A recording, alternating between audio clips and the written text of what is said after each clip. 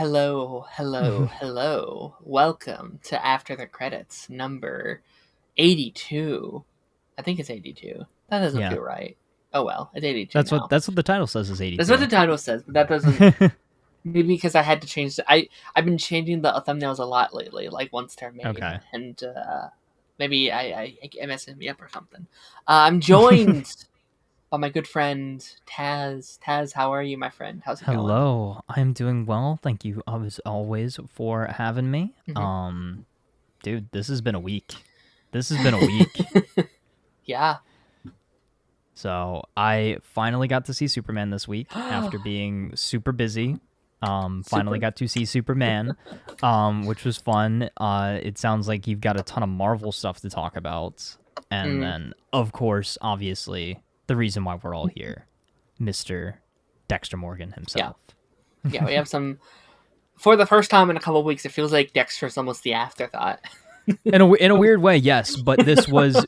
I'm gonna preface this by saying this was the best episode so far this week, which is crazy to say because the first two episodes were amazing. Mm. I wonder, like, I'm actually really excited for next week because next week will be the Yeah. first time we have Dexter that we're talking about and not another Dexter. Because I almost feel like I almost might want to watch this episode like this week's again because I watched it after the season 1 finale of Original Sin, which we're also going to be Okay. talking about a bit later. And I feel Interesting. like maybe my mind was just so like, man, because like I got caught up for the first time on Dexter, which is a Yeah. weird feeling.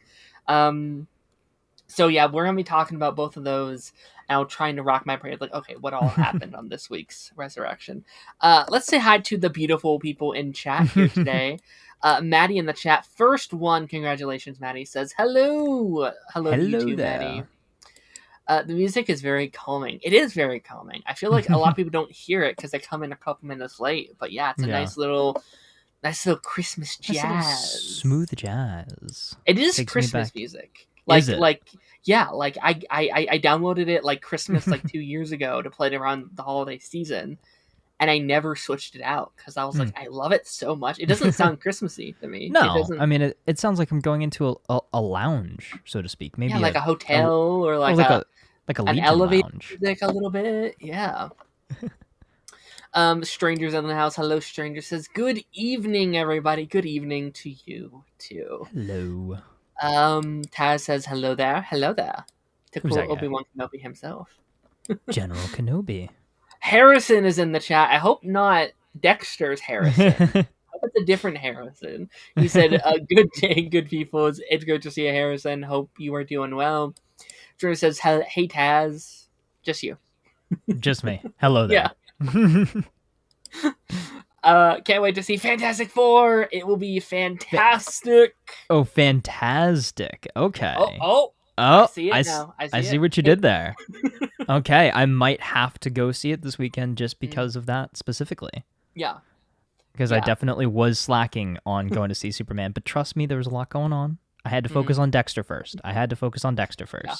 Yeah. No, it's like I think it's like the least I've been excited for an MC movie in a while. Just because. Interesting. No. Just because my whole focus has been on Superman. Right. I experienced Superman for 2 weeks. I saw it again. I was talking about it. That like this week hit me like, oh, fucking Fantastic Four is here. It's right here. So now these last couple of days have been like, okay, now we focus up. We're doing all this Fantastic Four prep and all this jazz. So I am very excited. Part of me wishes I could. Part of me wishes they had a little bit more of a break apart for I can just still like celebrate Superman a bit more and do more Superman streams, Superman related topics, but. Yeah, in a weird way, it's like I almost wish Fantastic Four was like the October-November movie release. But it does fit like the summer blockbuster kind of thing. It's tough when they're both kind of warring with each other. Well, yeah, because this is the last superhero movie of the year, and that makes me a little sad. It's like we kind of just stacked them right on top of each other. So which and like that's kind of how it typically goes. But yeah, it would be nice because originally we had Blade this year in November, right? Oh, gosh. So And you know what? Like we have like it's not like we're starved for content. Like no, it's more on this show specifically because we have Wonder Man and Peacemaker and Eyes of Wakanda and like a lot of those kind of things. That's gonna be very fun to talk about. But yeah, no, it's gonna be very interesting. Harrison said different Harrison Trust. Well, good. What up, Short Car? How's it going? I just booked my tickets today. Let's freaking go.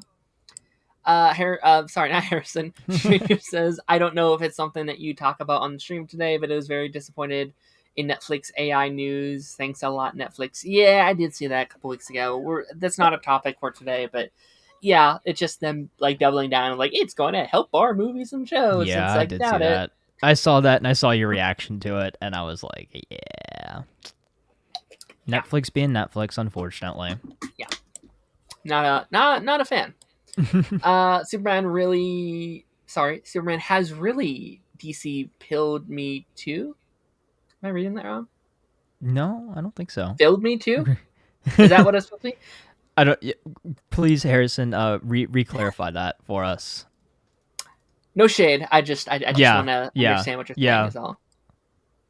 Madison kind of regret not watching Superman alongside Fantastic Four, but I got 5 days of work this week, so I'm looking forward to it. Yeah, me too. Yeah, me and Taz were just saying I plan on doing a double feature of Super Fantastic or Super 4 or whatever the name's Fantastic Man, whatever the combo you want it to be. But like, yeah, I think I'm gonna do round 3 with Fantastic Four.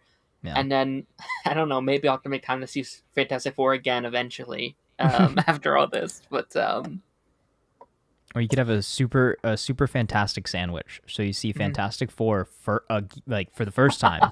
Then you see Superman again to see which one you liked better.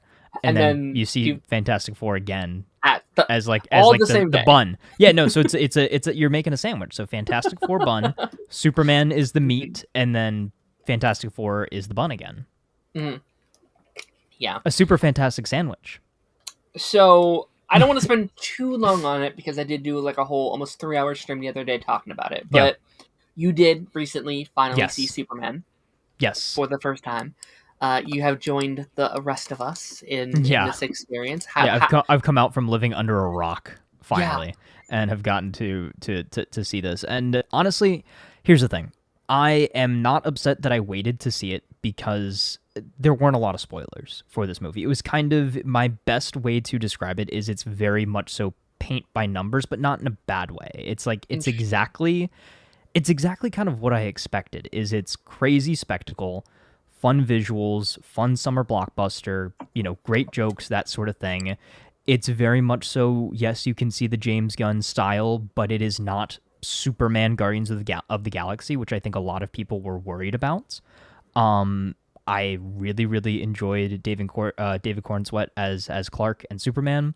I think this is a really good version of Lois. I like their dynamic. It's different. It's not like right off the rip, okay, perfect match for each other. Like it's, there's a few hurdles to go through, and that's a little bit of a different approach. I think the fact that the universe is very lived in, like that was something we talked about going into this movie, but they hit you over the head with like, okay, metahumans have been around for 300 years and people just know this stuff exists. It's like, oh no, Lex Luthor created a pocket dimension. Okay, sure, that makes sense. Oh, the Justice Gang are fighting a big giant alien creature. It's not a big deal. They don't need my help. But like, I think that that's kind of cool to throw us in the deep end and not have to spend a bunch of time reestablishing what we already know, right? And I think that was Gunn's big thing going into this is like, okay, we've done the origin story a million times. We don't need to do it again. This is Superman, last son of Krypton. You know exactly what's going on. Let's just throw you right into this story. And it felt like a classic Superman versus Lex Luthor story. Like, I think the dynamic between the two of them, how much Lex truly hated Superman and the lengths that he would go to in order to stop him were insane. Like, again, this feels like it was either ripped straight out of the Justice League animated series or ripped right off the pages of a comic. And I think that was the purpose. That's the sentiment that I'm seeing a lot of people have around the movie.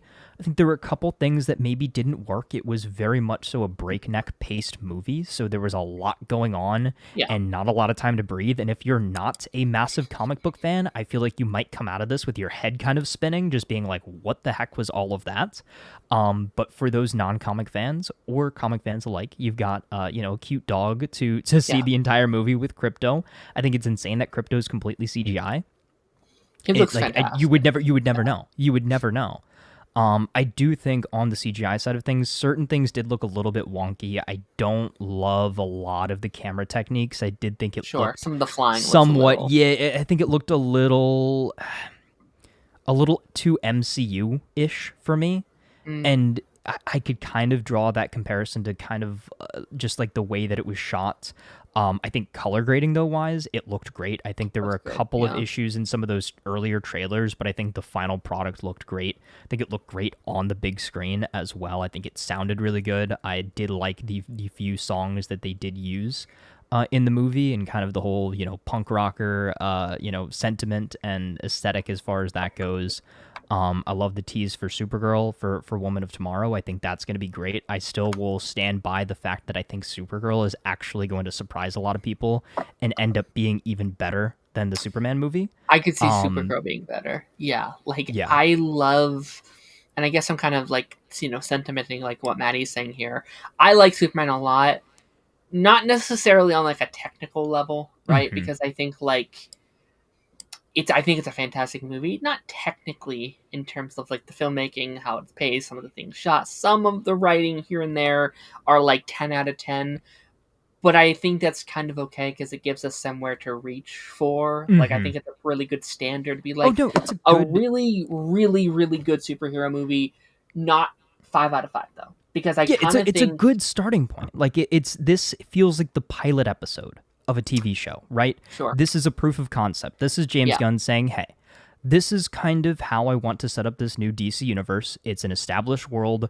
People know about all these heroes, but we're going to create a little bit of conflict here. We're going to set up kind of, how Clark is. We're going to set up, the world's view of Superman. I thought it was nice for them to go into the, okay, not everybody loves Superman, but he does also have some people that really do back him no matter what. I think it was a very, very tough and kind of jumping the shark thing to do in order to like have the, Clark's biological parents might be kind of evil. You don't like that? I actually did like that. I think it was a big risk doing that, but I like that direction. What I thought of immediately was, I believe it was Doomsday Clock when they were bringing like Dr. Manhattan and stuff in there, when Jor-El came to Earth and he was evil for a minute. Like, I think that could be something maybe that they're building to.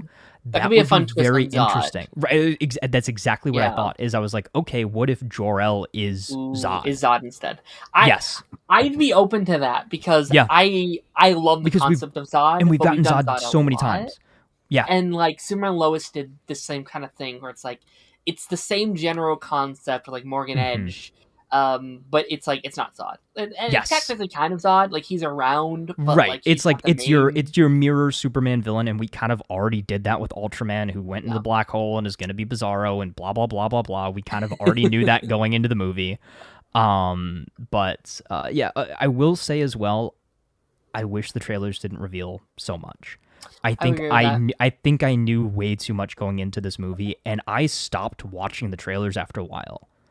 Like the fact that the big shot of Superman and Krypto sitting on the moon is a post-credit scene. That's pretty like funny. Why reveal that? Like that I don't know. I think there was too much revealed in the marketing. I think that initial trailer was all they needed. I really do. I think that initial teaser was all they needed to promote this movie. Overall though, I still really enjoyed it. Again, I think it's a great jumping off point. It basically acts as our DCU pilot episode. Yeah. It doesn't reveal too much. It kind of, has some things for people who have watched the Suicide Squad or Creature Commandos or Peacemaker and that sort of thing.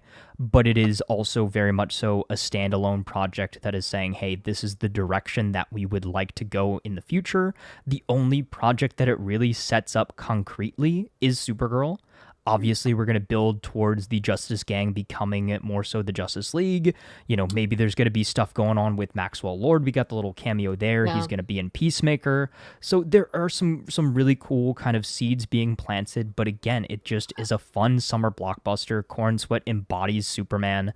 Yeah. I think the supporting cast is great. And I think that the cast in a lot of ways makes up for the script maybe not being quite as strong as I would have liked as well. But overall, I think great movie. I'm glad that I saw it, and I can't wait to see more from Gunn's DCU. Yeah. No, I think, in terms of your setting up thing, I think it will set up retroactively because, he's already talked about spin-offs from this movie alone. We're hearing that the Justice Gang are potentially series regulars within Peacemaker season 2, which would be very interesting. That's interesting. It's being heavily rumored right now that a Jimmy Olsen series has been greenlit. Yeah, I did see that. Potentially where he could, a Mr. Terrific, potentially. Yeah. So there's... And then obviously we know Guy Gardner's going to be in Lanterns. Yes. Yeah. And we're getting a Crypto, animated series as well. Wait, really? Yeah. I did not see that. Okay. Yeah, I don't know if it's I don't know the demographic of that. If it's Teen Titans Go or if it's just Adventures with Crypto as he chases squirrels and stuff. I don't know the vibe. Release is it a Scooby-Doo and Crypto 2. Come on. I think they did. I think they Or did they? I think they did a couple years ago. Okay. I feel bad because I campaigned for it and then I never watched it and I was like, oh, Neither did I. I feel bad. Yeah. I feel bad. But I'm excited to see more Crypto in Supergirl. I think it's hilarious that literally Clark is just dog sitting. Oh, it's great. Yeah. Yeah. It's and then I heard someone say that Superman 2 will clearly feature Supergirl because they're going to want Crypto in the marketing of that movie too. It's oh yeah. Mm-hmm. Just we just keep trading off. Yeah, he's just going to be in everything.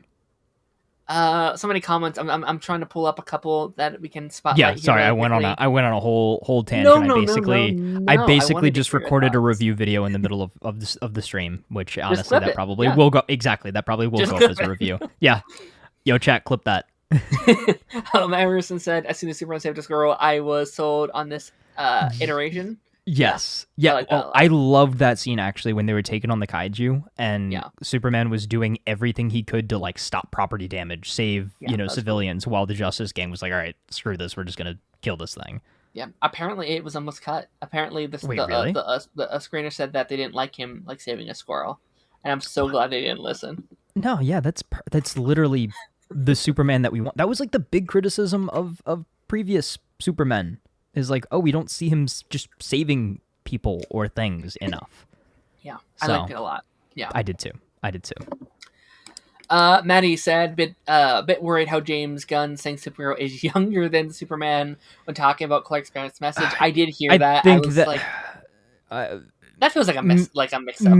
Misread the prophecy might have been. I think that people are taking that out of context. I think yes, biologically, Supergirl is technically younger than Superman, but I still think they're going with the story that she was born before Clark. She grew up to be a teenager on Krypton and then got knocked into a pocket dimension or the Phantom Zone or whatever, got preserved in stasis in her pod, and then ended up on Earth. I think that's the story that they're going to go with. So physically, yes, she is now still younger than Clark. Mm-hmm. But she's been around longer, if that makes sense. Just again, every other iteration that we have. And I'm sure we'll get more of that, obviously, in the actual Supergirl movie itself. Mm-hmm. And I wonder, though, if Supergirl is going to be a prequel to Superman or it's going to take place after.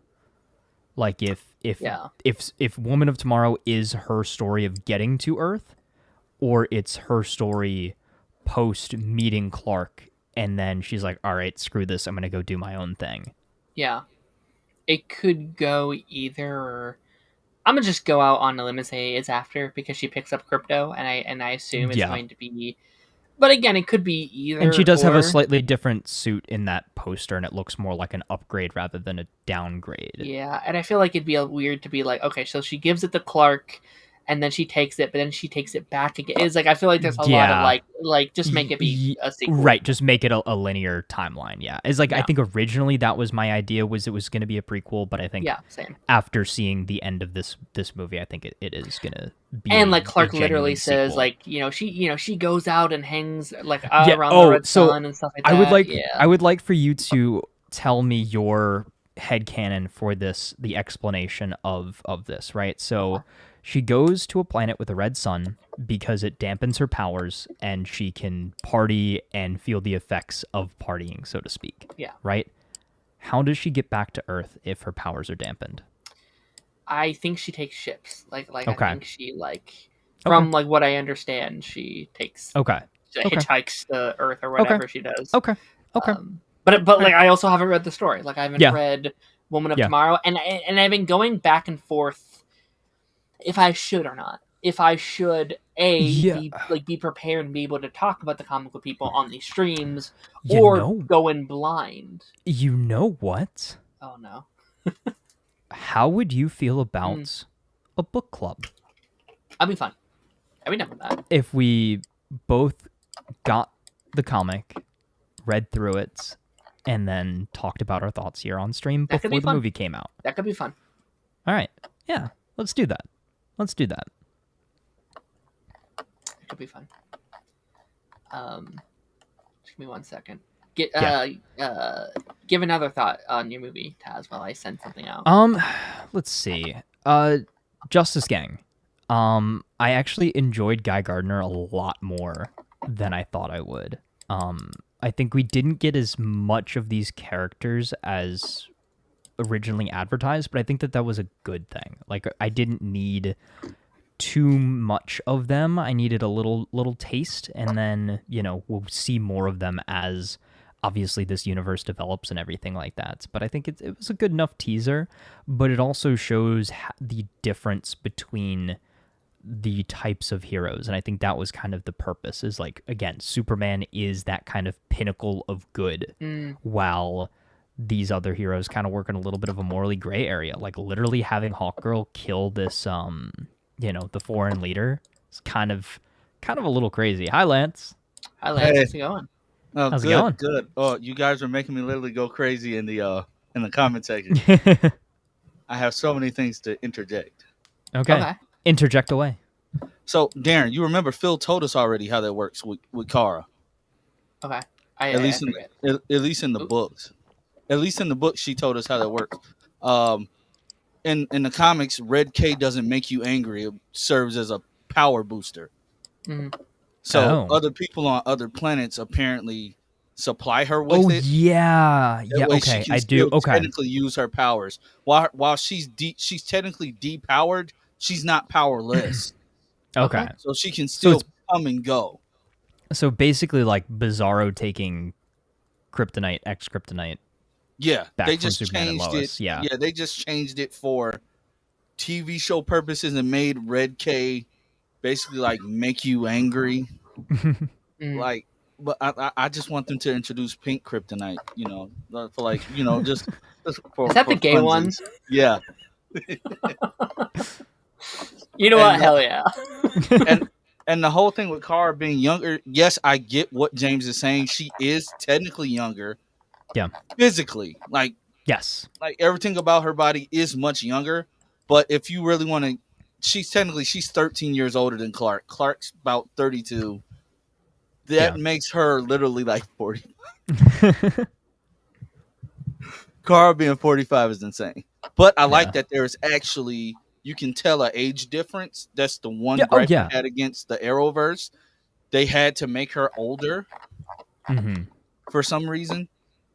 So I don't know if she was trapped in a black hole or some sort of time loop, or if she was trapped in a phantom zone in this iteration. Well, I kind of thought that Luthor's pocket dimension was supposed to be the phantom zone, like especially when we saw like all of his people kind of locked up in there. Like I was like, oh, are they going to turn this into the phantom zone? I think that was more of that's going to lead to Bizarro World because all the cubes. Yeah. Oh yeah. And like sending all of that stuff into a black hole. What's Bizarro World? A giant cubed Earth. So that can definitely lead to that. That's what I was thinking. Yeah, true. Or they could do the traditional like Earth 3 crime syndicate. But I think you have to wait a long time to do that, right? Like that can't be like a first Justice League movie. That's like Justice League 2, 3 You style. have to let that clone actually develop a brain. He has to be smart enough to do that. So in a weird way, was I the only one who thought this? I was like, wow, David Cornsweet with long hair kind of looks like Henry Cavill. He does, but you know what it also reminded me? You know what it also reminded me of? If they wanted to do Absolute Superman, he could definitely pull it off. Like, yes, David could definitely pull off an Absolute Superman. Yeah, sure, 100%. But yeah, no, I think this was a good jumping off point. Like, I think overall, yeah, fun jumping off point. Will this go down as the best Superman movie or best iteration of Superman? I think very much so. Way too early to tell. Way too early, yeah. I know, Darren, you and I kind of talked about this. I still think that it's going to take a lot if it ever could. I just don't think anything's going to surpass Tyler Hoechlin and Superman and Lois. Yeah. Like, I just think no matter what, like, I just can't get that out of my mind as like the pinnacle of Superman now.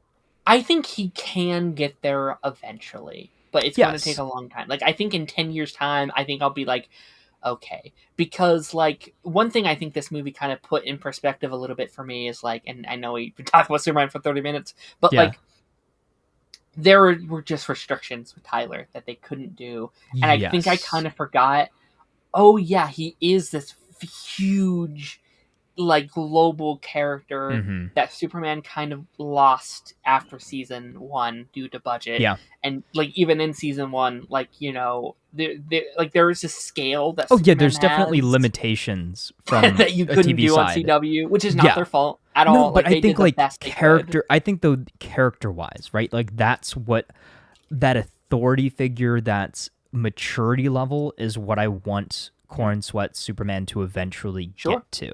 Yeah, 100%. And I did see the critique thrown around there is like, okay, how is Superman going to lead the Justice League if he can't even control crypto? Well, he doesn't have to yet. No, he doesn't have to yet, but he's going to. But even then, like, look at like him and Terrific. Like, I thought like them working together and them kind of like their back and forth banter. And stuff like that. Like, and you know what though? Also, it's like I don't think he necessarily has to like lead them necessarily. Like, he kind of just has to like inspire them, right? Like, like I feel like in that scenario, Batman's usually the one, like very much like Arrow and Flash style, where it's like Flash inspires them, but Arrow leads them. I feel like that's the same dynamic, or like kind of thing. Or like Batman kind of not leads from the shadows, but like Superman's the face of it, even though Batman is the operator. Yeah. I want the Watchtower. I want the Watchtower. Maddie coming in here with a $9.99 super chat. Thank you so much, Maddie. Didn't give us a question. So if you have a question you want to go along with the super chat, let me know. Actually, we can pull up her comment here. Kara from Arrowverse. I'm naughty for drinking alcohol on a Tuesday, Kara. And then DCU. Supergirl's just drinking. Yeah, no, I mean, I loved Arrowverse Kara. She will probably selfishly always be my Kara. But not really Kara. Like, not really a great representation of Supergirl. Yeah. It is kind of just... Yeah, I mean, if you know anything about the Woman of Tomorrow storyline, like, she does have a bit of an edge, which I think is very apparent here is the direction that they're going. And I think that's exciting. I think that's fun. I think it's cool to see a different iteration and to really separate Superman and Supergirl. Yeah, for sure. Okay, we're going to get into some of this Marvel stuff. Me and Lance talked about this yesterday. We did a whole video on some of the stuff. So we're going to be going down the thread from Jordan James, which very traditionally does a very good job at kind of putting together all of these threads, putting together all of these... When, like, news like this kind of comes out, he does a very good job at kind of, like, compiling it all together. Does that work? Yeah, that works. That's fine enough. Can I zoom in at all? Control and scroll. Let's see. There we go. Wait, I need to unzoom out. I like zoomed out on my actually StreamYard one. I have to. Okay. Here we go. So I mean, Taz, how much of this stuff have you seen? Because I like, saw kind of like the general. I saw the general big points. I feel like, but also I feel like nothing that they announced seemed like real news outside of just more so like confirmations of things that I thought had already been kind of talked about or at least rumored for a while. Yeah, it's interesting because like that's what I said in my TikTok I made last night about the whole like reboot thing, which we will get to in a minute. But like I did say like we kind of already knew some of this stuff, or like when some of these announcements were here, we're like, yeah, but that's what that means. Like you can't use Secret Wars and not expect there to be a reboot. I feel like exactly. Okay, let's jump on this first one. Kevin says plans for the upcoming years of the MCU have been made and addresses its upcoming output. It's traditionally a 5-year plan. I think it goes to 2032 right now. Let's talk about that. Are we shocked by that at all? No, that like, not like at 2032? All. Not at all. They're gonna keep milking this as long as they can. You know. Yeah. So what? That's 7 years right now. That's like that's a pretty decent plan for like a saga. I feel like phase 1 through phase 3. What that was? 2008 through 2019. So that was almost so it was a little 10 over years. 10 years. Yeah. And then go ahead, Lance. And then the way that he's like talking about it, it's literally how he's saying it's just a universe reset. He's not saying like they're starting over. We're literally we're gonna be focusing on primarily like the Fantastic Four and the X-Men, but then you're gonna have just randomly inserted in. We're not changing the history. We're changing like one or two things about the history of Tony Stark and the history of possibly Steve Rogers, and they're just going to be inserted in there seamlessly, and like it's just going to keep the story going. I like this idea because it's not a complete universe reset. It's not setting them up on a different Earth. It's just inserting them in different points on the timeline. So technically the stuff from Iron Man 3 could have still happened, but it would have happened to this new face. Right. A new younger face. The stuff with Captain America could have still happened, but like if Anthony Mackie sticks around, they can go the comic book accurate route, say that Steve did get, turned into an old man, but it got fixed and reverted, and now they could both be, simultaneously Captain Americas. Like it's a way that he's going about this. The man is kind of a genius. Like you should have done this a long time ago. Like a soft reboot / consolidating and kind of cleaning up all of the mess that they've kind of created over the last few years. Yeah, we'll get to that point kind of when we get there, but like it is the equivalent of what they just did with Crisis. Like I think you kind of have to view that and be like, okay. Yeah. It goes on to say we produced 50 hours of stories between 2007 and 2019. It feels like it would be longer. But in the 6 years... Well, no, I mean, think about it. It's like basically 2 hours per movie, 25 movies. Yeah. Give or take. But then you got to add in like the TV shows, right? Well, yeah. Let me redo this quote. We produced 50 hours of stories between 2007 and 2019. Okay. But in the 6 years since Avengers Endgame, we put out over 100 hours of stories in half the time. But the quality wasn't there. Much. That is too much. It's been 6 years. Yeah, isn't that crazy? It feel. It doesn't feel like it. No. Wow. No, I agree. Like I always feel like I have to separate myself sometimes because I love all the content. Like people like us that create content is awesome to have like a new show once a month or something. Like we love that shit. But I do think for the betterment of the MCU, and culture in general, I do think this is good that he's like laying this out and be like, listen, this hasn't all been great. It was maybe a little too much. And, you know, like, a lot of it, I genuinely don't think was his fault. You know, I think Kevin Feige has got the brunt of a lot of this shit over the last couple of years. I think it was Bob Chapek's. I think I think the more time has passed, like, when he first got fired, I was like, oh, really? Does he deserve all this hate? And I think ever since then, we've seen, some of the things that he kind of set in motion, you know, and not always, like, bad. Like, not everything was horrible, but some of it was, for sure, you know? So, yeah. Okay. He goes on to say, after Endgame's critical success, Marvel Studios experimented with new projects leading to Eternals and Shang-Chi. He says, I've always thought if you take success and don't experiment with it and don't risk with it, then it's not worth it. What we've also ended up focusing on, because Disney Plus was expansions, and it's that expansion that I think led to people to say it wasn't as fun. But now I don't. But now I do have to know everything about all of these. Okay, yeah. Like he's saying, like, people had a hard time catching up. They had a hard time, you know, having to watch all these TV shows. This is kind of like what we were saying before. Yeah, I mean, again, too much homework. I agree. Too much homework. Like, you don't need to have all of this to. You shouldn't have to have all of this different content in order to understand the overarching story. Like, I think the direction in which they're heading, where it's like, okay, TV, movies, yes, there's going to be some crossover as far as characters go. Yeah. But, like, storylines will be more so contained. Yeah, and you know, it bugs me. And I've gone on this rant many times before, but, like, they were doing it. what they were doing pre-Disney Plus is literally what we're doing now, and like they perfected the formula with Daredevil, Punisher, Jessica Jones, Runaways, Cloak and Dagger, Agents of S.H.I.E.L.D.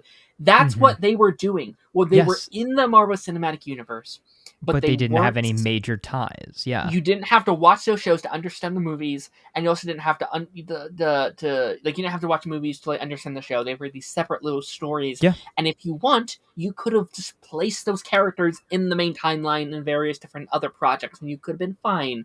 Yes, it's very frustrating that you had to cancel all these shows to make about 12 other shows and then cancel those just to bring these other shows back. It's like, we could have saved a lot of goddamn time. We could have. Yes. It's very frustrating. But yeah, like, are we happy with where Disney Plus is headed? Are we, like, you know, I guess it's hard to say because we don't have a good, like, view of what they're doing, right? I guess that starts with Wonder Man at the end of the year. We got Wonder Man coming. We have Vision Quest coming. We have the Punisher presentation next year. We have Daredevil Season 2. I think Daredevil Season 2 is going to be the real test of, like, that's what you're aiming for.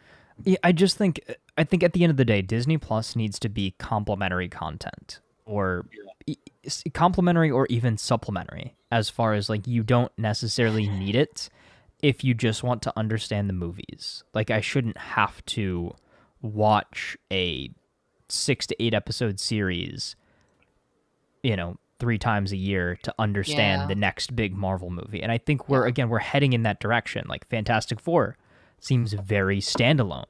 Yes, it's going to be setting up, you know, everything going into Doomsday and Secret Wars and all of that, but you don't have to have a lot of this background knowledge from the Disney Plus series. It doesn't really seem like you need any of this previous phase going into it. Like, I think if you've been out of the Marvel loop for the last 5-6 years since Endgame, you know, might as well just jump back in here with Fantastic Four, kind of get your bearings again and say, okay, hey, this is the setup for the next big thing.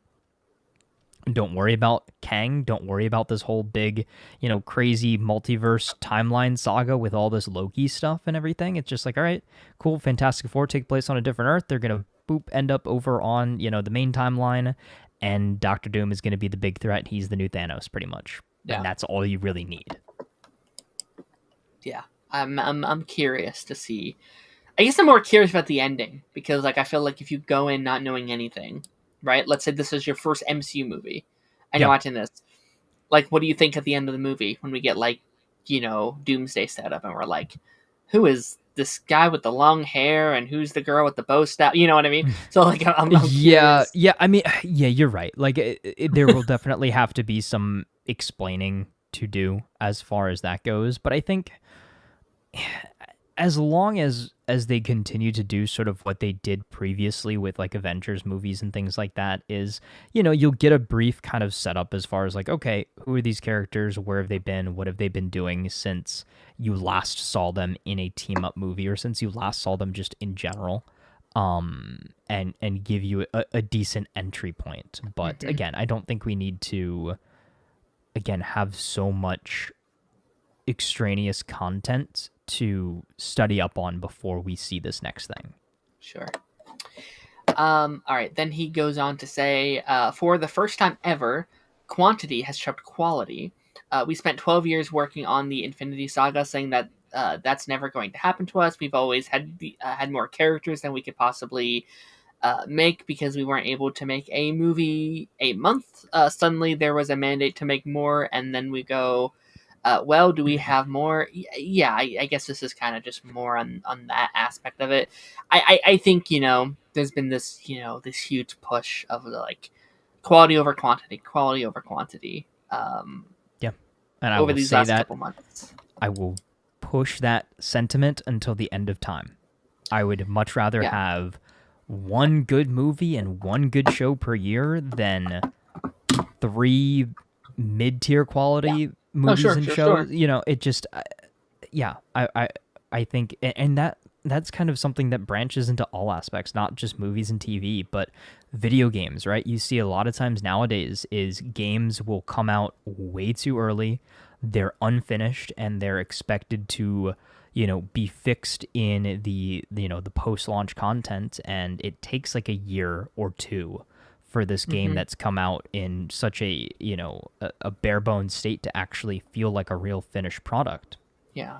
When back in the day, developers were given enough time and you actually got a complete game, and that's why now you're seeing a lot of the big sort of text thread that they're putting out. It's like, hey, we're going to delay this game another year to make sure that our developers have enough time to actually properly polish and fix this game. And that's why you've seen games more recently, some games more recently come out and they feel finished. Like, think about the new Doom game that just came out. Like, that seems like a classic finished product game. No crazy microtransactions, no crazy like, oh, we'll fix it post-launch, that sort of thing. And I think, it's going to be a real testament to see how, GTA 6 does, because it's been given like a 10+ year development cycle and a couple delays already. So it will really kind of show, hey, it does matter to take care and pride in your work and take your time and not release something until it's done.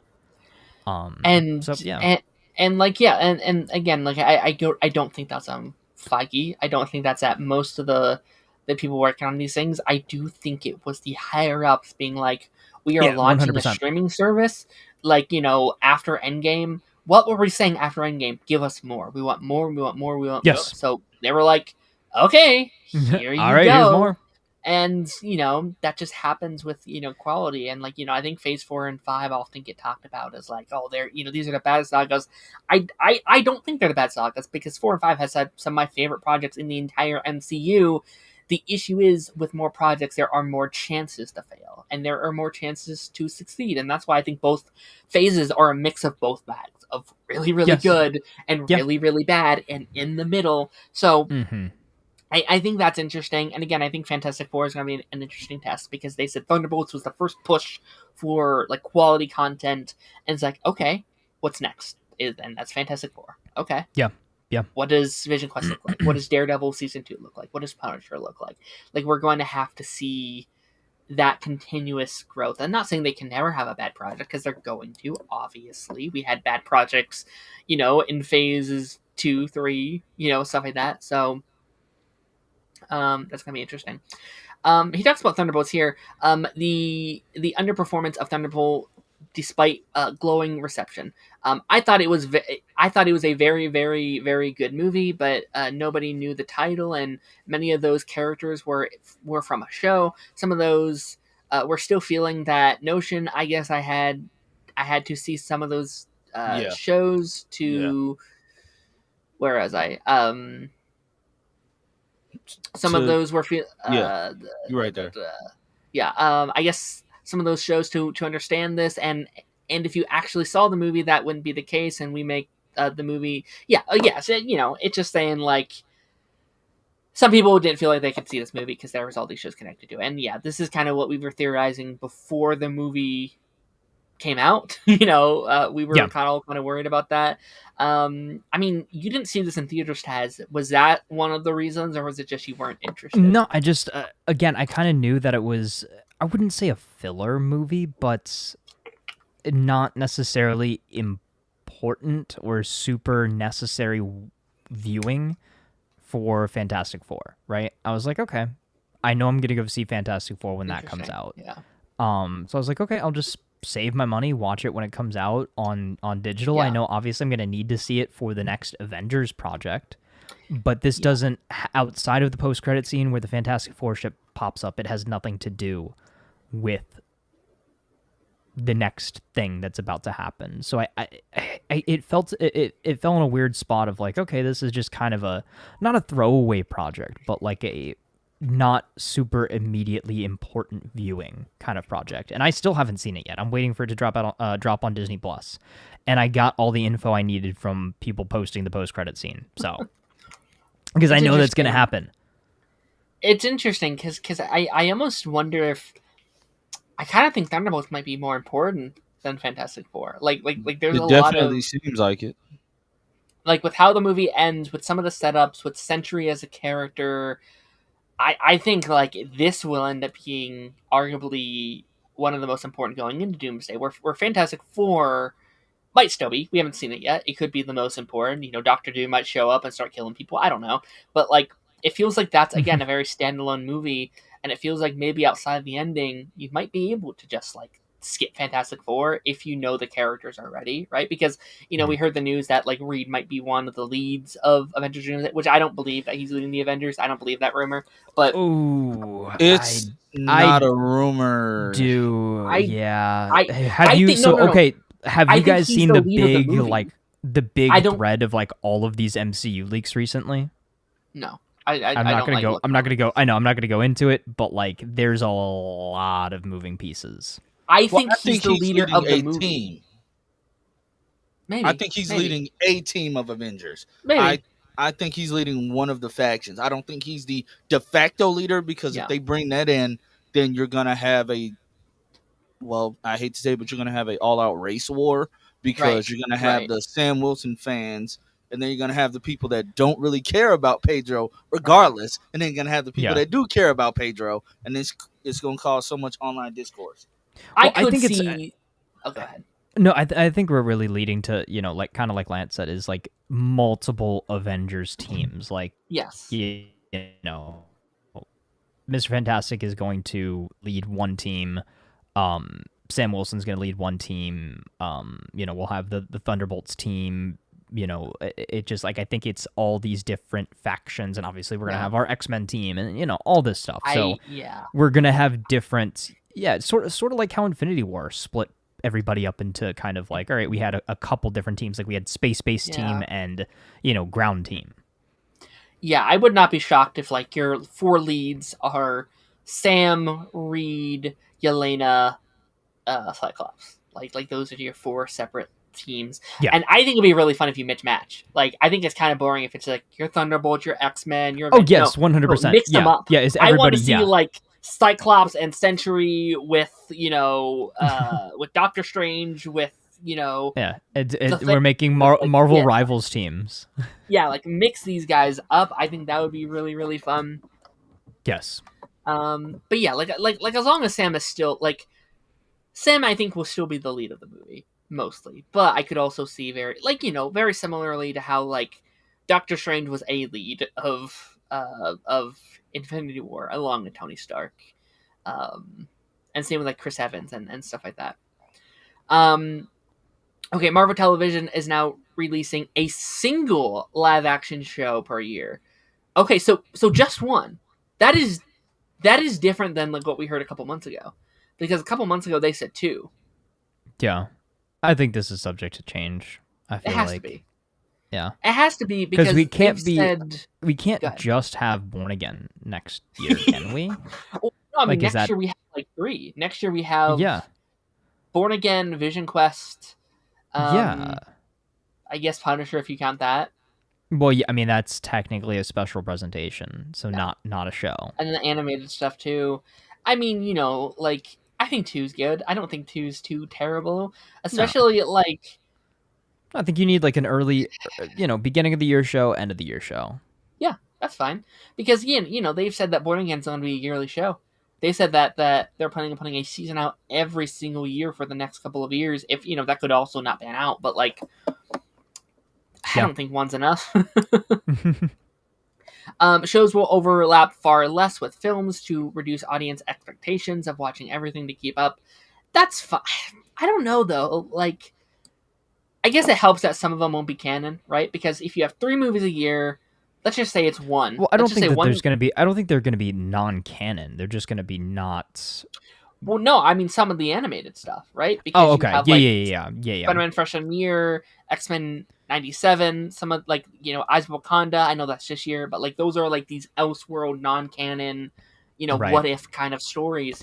So I think that they're maybe saying like live action MCU style shows, like one of those per year, and then other Marvel TV projects, like you said, Friendly Neighborhood Spider-Man, X-Men 97, any kind of what if spin-offs or anything like that. Will just be included in additional Disney Plus content. Sure. This is the comment I really want to comment on, because we obviously knew this, but I think allowing a TV show to be a TV show is what we are returning to. Thank fuck. Thank God. That's what we've been wanting. That's been what we've been begging for. And again, I think Daredevil is going to be a big testament, because I think Daredevil is the only show we've actually seen that with, right? Because Wonder Man, that's like a 6-episode series still. Vision Quest is 6 episodes. So I don't know if some of the stuff has really been put in motion yet. Like, I don't think we've seen the huge effects of it yet. But I am curious, starting Phase 7, what are the shows that could get greenlit? What are the kind of shows that they're focusing on? It's going to be very interesting to me. Do we get... I know, like, Jessica Jones is coming back for Born Again Season 2. Are we going to try and pick something there? Punisher, I would not be shocked if the presentation is almost a backdoor pilot for some kind of, like, new series or something. It'll be interesting. What are you guys' thoughts on that? Yeah, I mean, I think it's great that we're getting back to kind of the fundamentals as far as Marvel television goes. I think, again, the strongest era of Marvel TV was when the Netflix shows were at their height. When, again, like you mentioned earlier, we had Cloak and Dagger and Runaways and all of these other projects that are loosely connected but allowed to do their own things and are not required reading for the big movie events. Interesting. Yeah, no, I'm excited for some of that stuff to come into motion, I guess. Yeah, 100%. 100%. The events gonna backfire. Okay, go ahead, Lance. I think it's gonna backfire on them, because now you have Kevin Feige backtracking on what he originally said when DC is going full steam ahead with this model, and it's clearly working. DC did something that Marvel did not do. They gave their shows actual showrunners. Yeah. That was Marvel's issue. Marvel's issue was never just having too many shows out or having them connect to the films. It's a way to have them loosely connect. Creature Commandos loosely connects with the Suicide Squad. Peacemaker is going to loosely connect with Superman and vice versa. And Lanterns is going to connect with the greater universe. I don't know why Kevin Feige doesn't understand that concept. But at the end of the day, that's on him, and it's going to backfire. Of course, you don't have to make a show required viewing. It can be like a soft connection. You don't have to have it, we introduced this character here, so yeah, you have to watch. No, you don't have to do that. Yeah. If you want to introduce a character in a movie, balance. why do it in a show? That doesn't make sense.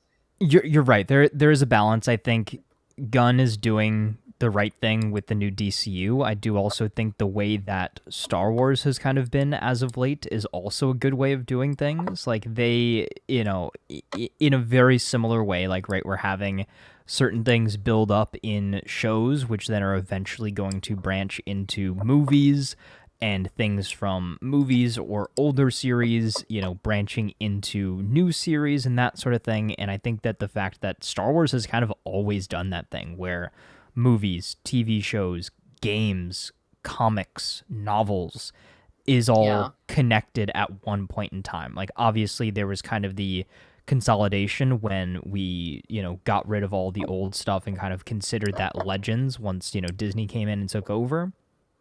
But since Disney, again, there have been Marvel Star Wars comics. Like, the Vader comics are technically canon, There's a lot of additional media. Obviously, we've got, like, the Jedi Survivor games and things like that. That is canon to the movies. And I think, again, DC's trying to do that same thing. We've got our animated series. We've got our, animated movies. We've got our live-action movies, live-action series, potential game connections as well. So again, if done well, that method I think would be the best way, just because to just blanket say, okay, everything is connected no matter what, as long as, again, you can control it in the best way possible. I think Marvel kind of put all their eggs in one basket very, very quickly and didn't take their time branching to it.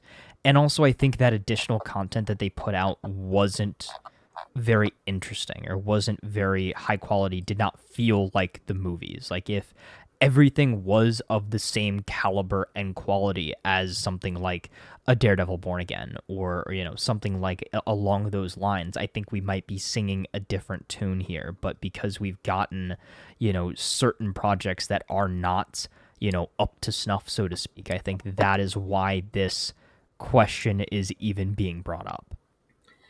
Justin, I don't think that's what Lance is saying necessarily, but I think he's saying that, like, I think you can have aspects of the movies without having it to be homework, right? Like, you don't have to separate from the movies completely, that you never reference anything and you never have any connective tissue, but do it in a way that re-explains to your TV and then re-explains to your movie audience. I want to bring up this next one yet, because I think it does go into that. The events of the Void in Thunderbolts will not be addressed in Daredevil Season 2, and I know, Taj, you haven't seen Thunderbolts yet, so this might be somewhat of a slight spoiler, maybe. Again, I will blanket say this, I don't mind spoilers. Okay. Like, again, they killed so many little girls in Thunderbolts. I mean, listen, it would have been really cool. Like, I think the Void as a concept was so fascinating, and I think it's such a fun game to play. Like, okay, what would this person's Void look like? Like, I think that's very, very fun. And that is definitely a person that would be very interesting to see his Void, because he has a lot of darkness, he has a lot of trauma. That'd be fun. I also understand from a writing perspective, though, that team probably like, well, we don't want to tell a story about the Void. We want to just, tell what we're doing right now. It probably doesn't fit into our overall narrative of this season. But I don't know. I guess I'm a little sad that I don't care that much. What's your thoughts on this, Lance? Are you sad about this? I think it's stupid. I really do think it's stupid, but I mean, it factors into the whole thing of how they were like saying like, where's Spider-Man during this, or stuff like that. Like, yeah, it's whatever.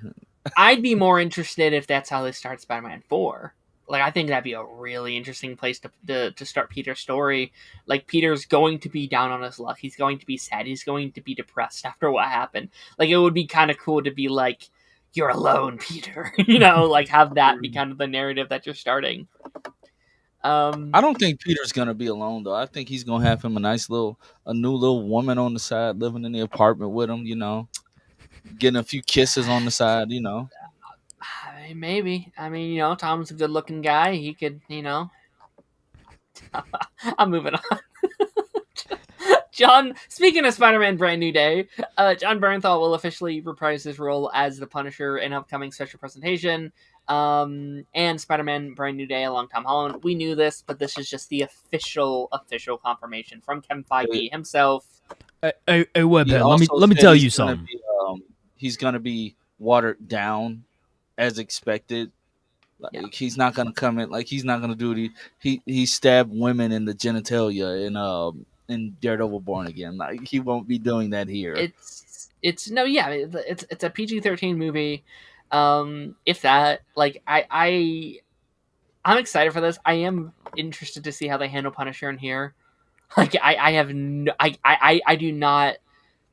I'm very curious to see like what they have in store for him, because he is kind of a hard character to do in like a Spider-Man movie. I mean, Punisher has shown up in like Spider-Man games and stuff before. Like he was in animated series and stuff like that. So it works. Like I think comics it'll are be easier though, because it's like you can censor a lot more in comics, and even in video games to an extent. I guess it just depends on his role, right? Because I don't need. I wouldn't expect him to have a at least a street role, but like I think he'll be a decent player, but I don't think it's going to be anything massive. Yeah. I'm just glad it's street level. Like that. We're getting that street level Spider-Man again. Like that, I feel as if that's what we've been missing, because with every other Spider-Man film in the original trilogy, it's been just ramping up to something big. We're taking Spider-Man back to his roots, and some people may say, "Oh yeah, Homecoming was street level." Yes, but no, he's still dependent on Tony Stark. We're going to a Peter who doesn't have Tony Stark, who doesn't have Stark tech. He has to make all his own stuff. We're getting legitimate. I hope he actually finally feels like Spider-Man. That's been my biggest critique. That's my biggest critique of Tom Holland's Spider-Man. Like I like him as an actor. I like the way he portrays the character. I just think the deep-rooted MCU ties are not the Spider-Man that I like. Like, I like iterations of Spider-Man that is, again, that street-level hero within a larger universe. Like, Avengers stuff happens. X-Men stuff happens. Like, think about the old, 90s series. Like, again, he teams up with Avengers sometimes. He teams up with the X-Men sometimes. He teams up with the Fantastic Four sometimes. But he still, at the end of the day, kind of keeps to himself and keeps to his, again, friendly neighborhood activities. Yeah, we'll get, some Spider-Verse things and all of that. But again, I hope that he really, for a lack of a better term, genuinely feels like Spider-Man and not Iron Boy Jr. for the fourth time. He won't. I mean, I could disagree on the Iron Man Jr. thing a bit, but I'm not going down that road here. But like, I do think he should not have worn that Iron Spider suit for as long as he did. That's all I'm saying. Why? I liked it. It was hot. I don't like him relying on other people's tech. Like, that's a whole big thing. Is Peter is smart enough to make his own stuff, and he doesn't. He shouldn't have worn it in No Way Home. I'll say. Yeah. I can agree with that. I can agree with that. But you know what? Like I'd also argue No Way Home is like what they were trying to do with like Henry Cavill was like, oh, we've worked our way around, and now he is that version of the character. Like we're finally there. Yeah. And like I think like we were worried a while for the multiverse stuff. Will this be another multiverse movie? Let me read this little thing here. As sad as it is, Peter Parker is forgotten by everyone in his life. We are seeing for the first time him being a proper Spider-Man, him being by himself, devoted to saving the city as opposed to a world-ending event. That's been my biggest thing. Thank you, Marvel Jesus. Thank you, That's Deadpool. been my biggest thing, is I have hated how it has been a world-ending catastrophe almost ever. Outside of Homecoming, which I love Homecoming. I love the main. Yes, I do. I actually really do love Homecoming as well. I love what they did there, and I think I'm glad we got No Way Home, because I think No Way Home is such a treat. But going into 4, it was like we need need a smaller scale Spider-Man movie. So this was a nice little confirmation to have, like, officially. Yeah. Like, okay. I want to add to that. I don't know if Jordan had it listed. I didn't really look at his list too much, but watching 3C films, like breakdown of everything, he said that Destin Daniel Craig, I believe that's the director's name. Yes. He has in his writer's room, he has like five specific covers for this film that he's gonna try to pull from. And we know it's some classic Punisher and Spider-Man like comic book covers that he's gonna try to like implement into this film. I think it could be the one possibly be like a reimagining of the one from Civil War where the Punisher is carrying him, or even the classic cover where you have the Punisher's like the sniper scope on Spider-Man. It's so many things I think he's gonna make this Spider-Man feel different than John Watts from everything from the swinging to we're gonna see Spider-Man do some spider shit. We didn't see Tom Holland do spider shit, and that's what I hate. I want to see some swing. I want to see spider shit. Yeah, like that. I want to see him crawl. I want to see him web sling. We got that a little bit, and then it was over. I'm really excited to see like his directorial designs, because I think like Shang-Chi, I think the best part was the directing and how that action looked, and how the choreographing looks. I'm excited for Wonder Man this year because Wonder Man is also done by him, so I'm excited to see what he has to offer. Good transition here. Wonder Man is done by who? Daniel Craig. It is? Yeah. The same guy that's doing Spider-Man 4 and Shang-Chi. You're lying to me. You're lying to me. You're lying. I did not know that. Yeah. Hold on. You don't trust me? Look. Source. Trust me, bro. No. That's a great argument, Senator. Would you care to back that up with a source? My source is that I made it up. Creator Destin Daniel Craig. Okay. Wow. See, I did not.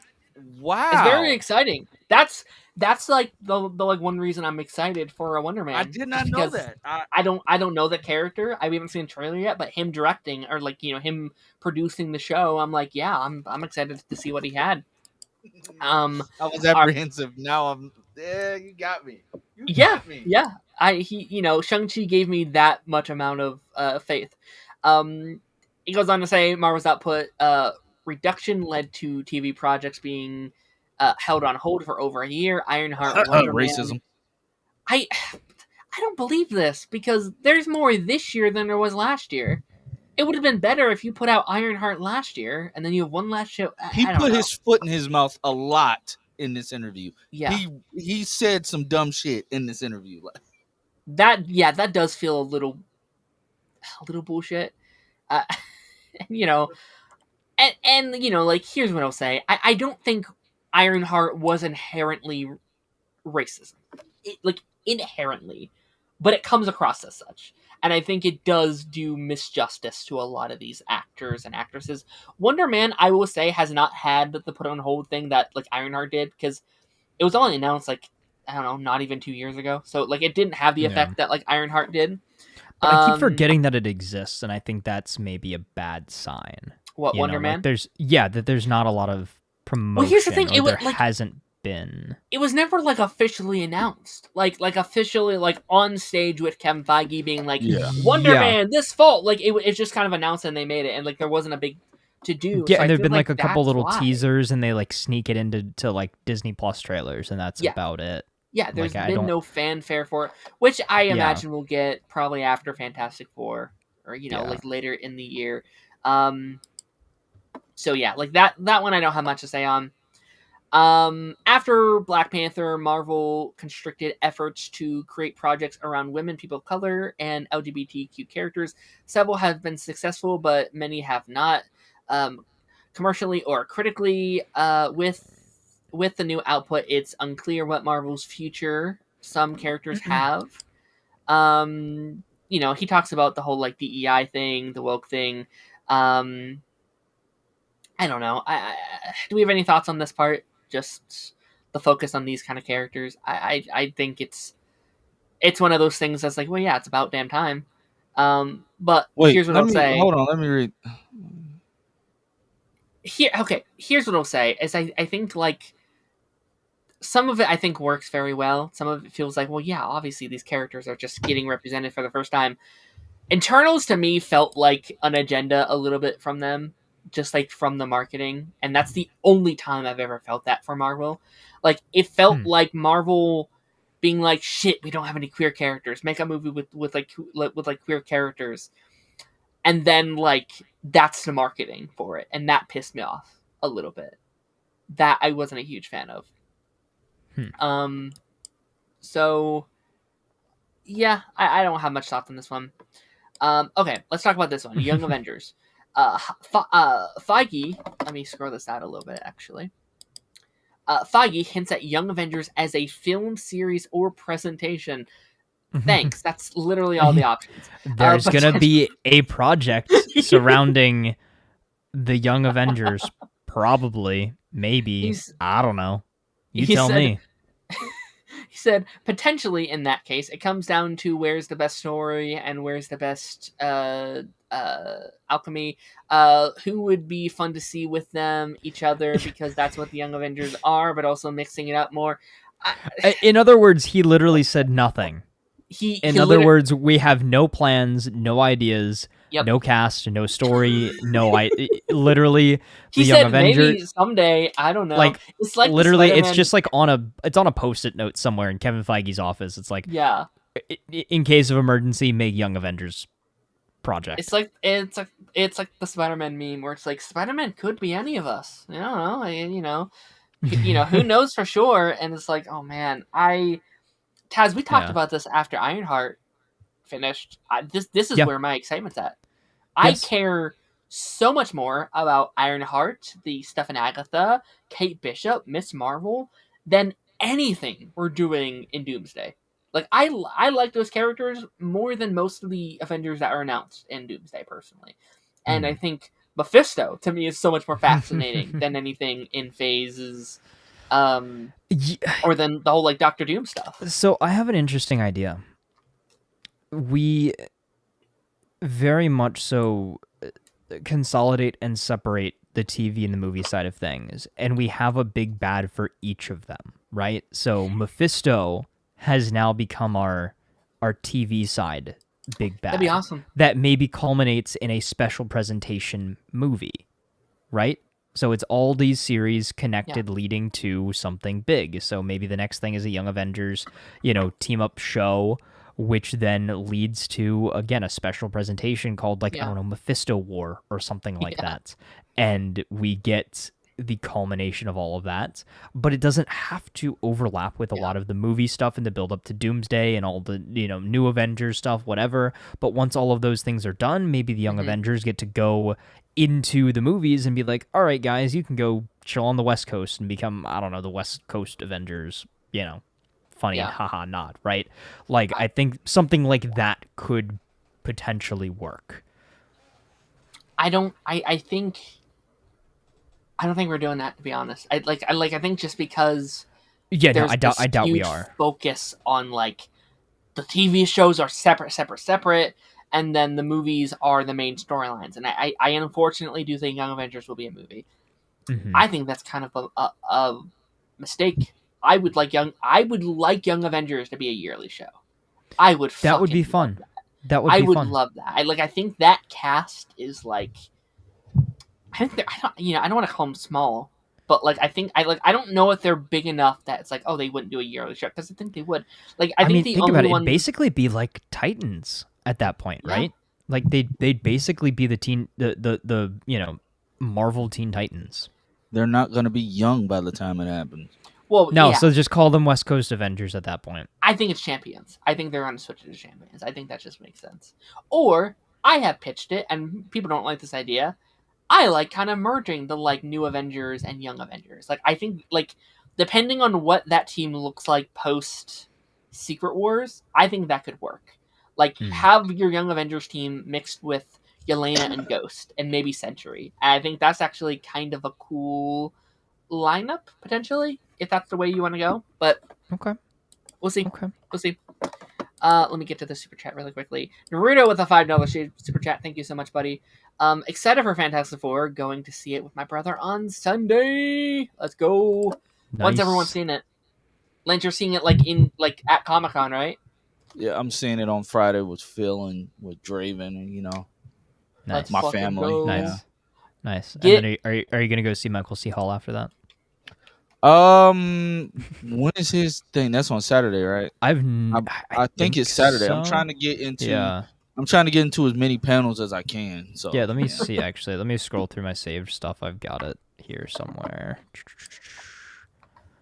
Friday the 25th, 5 p.m. to 6 p.m. PDT, Ballroom 20, Convention Center.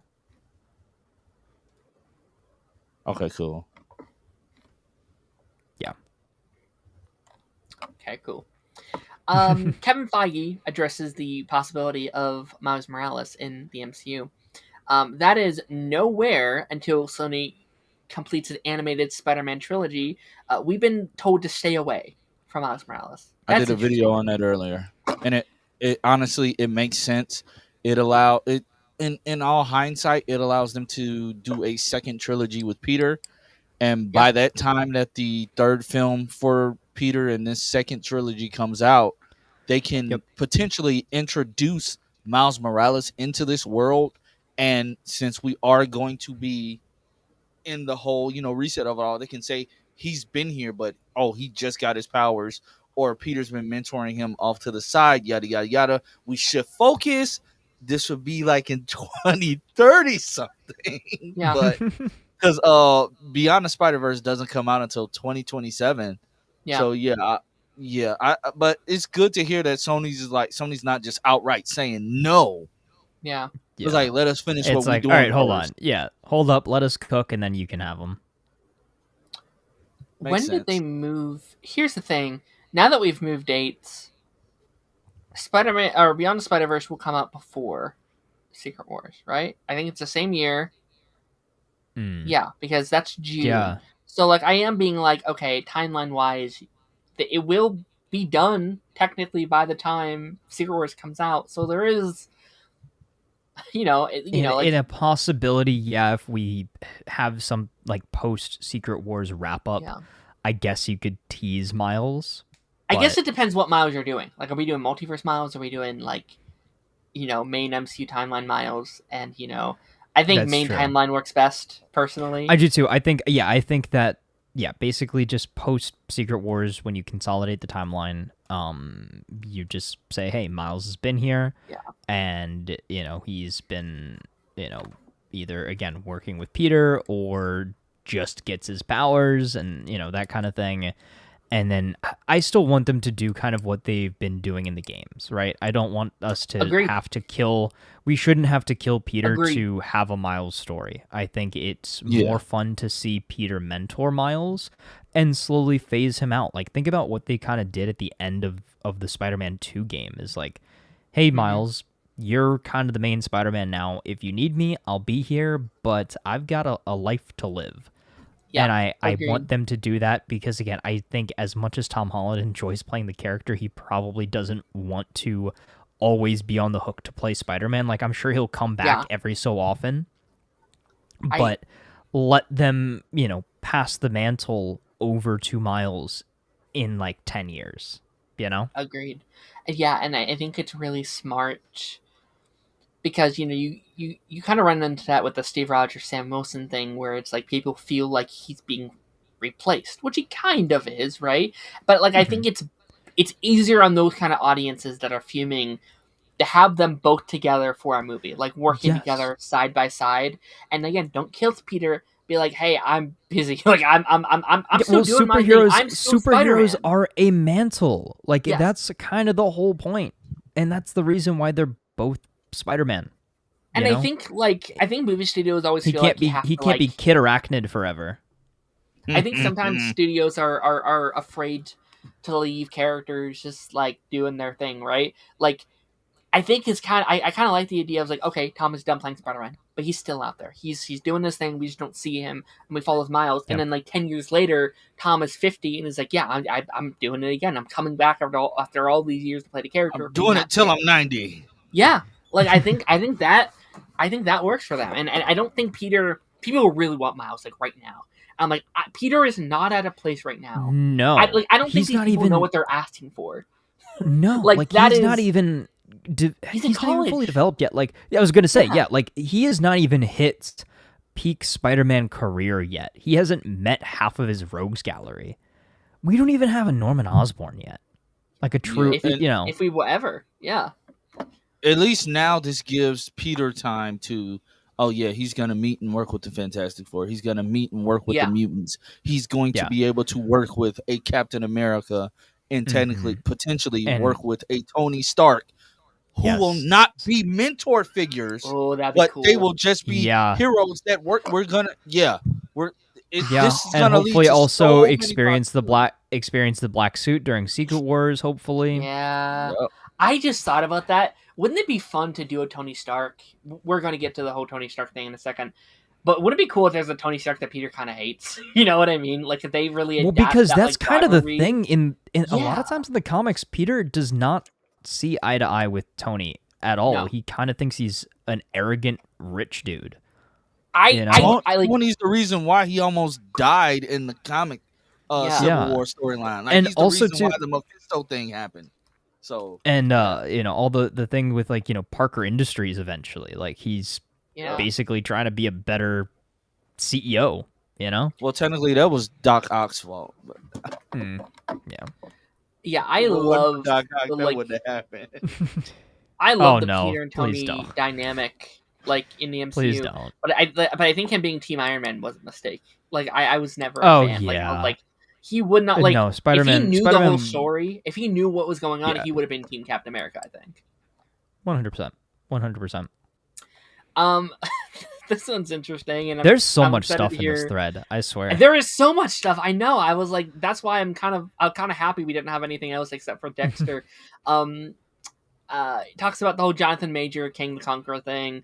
We had started to realize that Kang wasn't big enough. Wasn't that's Thanos? Cap. And there was only one character that could do that. I call bullshit. Bullshit. I think that is a blatant lie. But continue. No, I mean, I think we've all kind of seen it anyway. Like, he basically says, we didn't really want to do Kang anyway.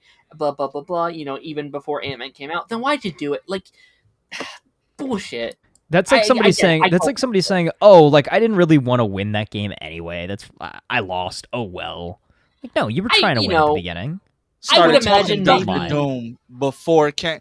Talking Doctor Doom before Kang. Dude, you teased Kang literally right. You were talking about Kang right after Endgame. It's no way you were talking about Doctor Doom all the way back. They were setting up Kang.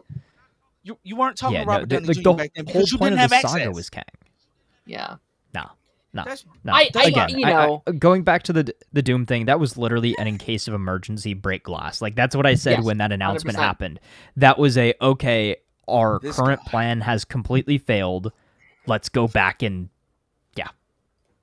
this is. I would have maybe believed this if he said after Ant-Man. If he said after Ant-Man 3 and we saw what was happening, we were thinking about changing it anyway. That I could be like, okay, fair enough. He said before Ant-Man, then don't put Ant-Man 3 out. If you're before Ant-Man, don't put him in Loki. What? Yeah. Loki season 1, Loki season 2, Ant-Man 3. Where else did he show up? Or was that it? Yeah, it was Loki season 1 and 2 and Ant-Man. And to say Doctor Doom is bigger than, I don't think Doctor Doom is necessarily bigger than Kang. Like I think Kang has a bigger. Scale though. I think like Doom's cooler. I think there's more. There has always been more hype around Doom. Like before all of this, who cared? Who was really talking about Kang? It was like, oh yeah, Kang, whatever. I don't mean like popularity. He could be cool, like I guess. Scale. Like, I think like story scale, like Kang is the entire multiverse. Like that is almost as big as I think they can kind of get in terms of that scale and level. Where Doom can get there, sure, but I think is inherently, I don't want to say small scale because that's not what Doom is, but not to like multiverse ending threat kind of. It kind of like didn't he rewrite reality at one point in the comics? Yeah. I mean, he definitely can get there, I guess. And that's how we got infamous Iron Man and all of that. I mean, yeah. I mean, I'm still not a huge fan of the. We've gone down this rabbit hole. I don't like the whole Downey of it all. I think it's lazy. I think it's contrived. I think it's whatever. Yeah.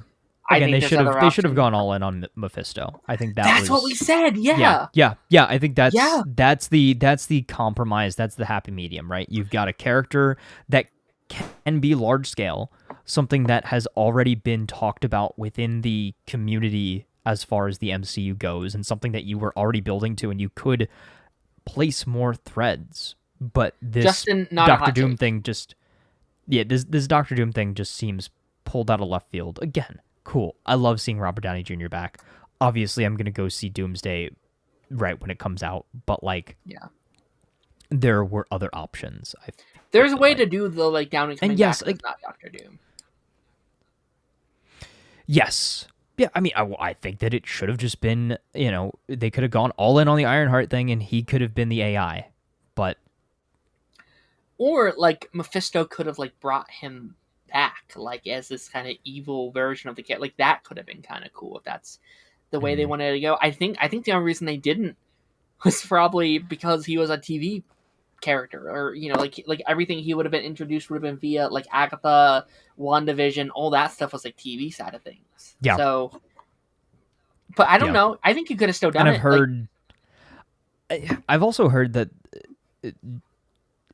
it's a little weird with how they can use him as well.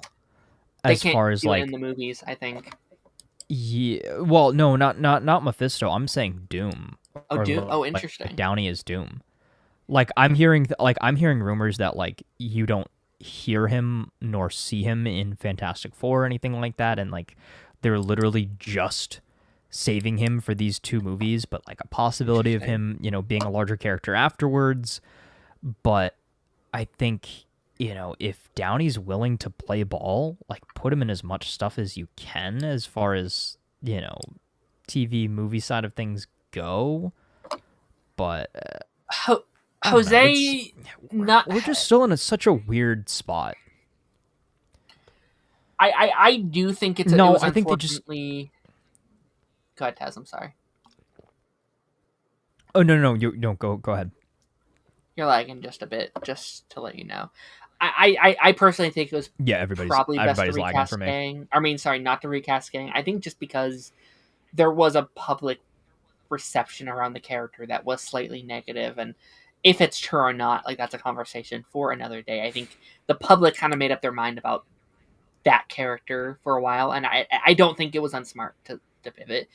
I also don't think Doom was the direction, or at least not that version of Doom was the direction personally, but it is what it is at this point, and I'm just kind of sitting here being all right, let's just see.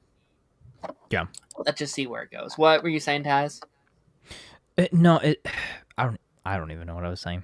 I think, okay. Yeah, I don't know. I lost it. Okay. When asked if fan favorite characters like Moon Knight, Taz's favorite, or Eternals, I thought he was your favorite. Fuck no.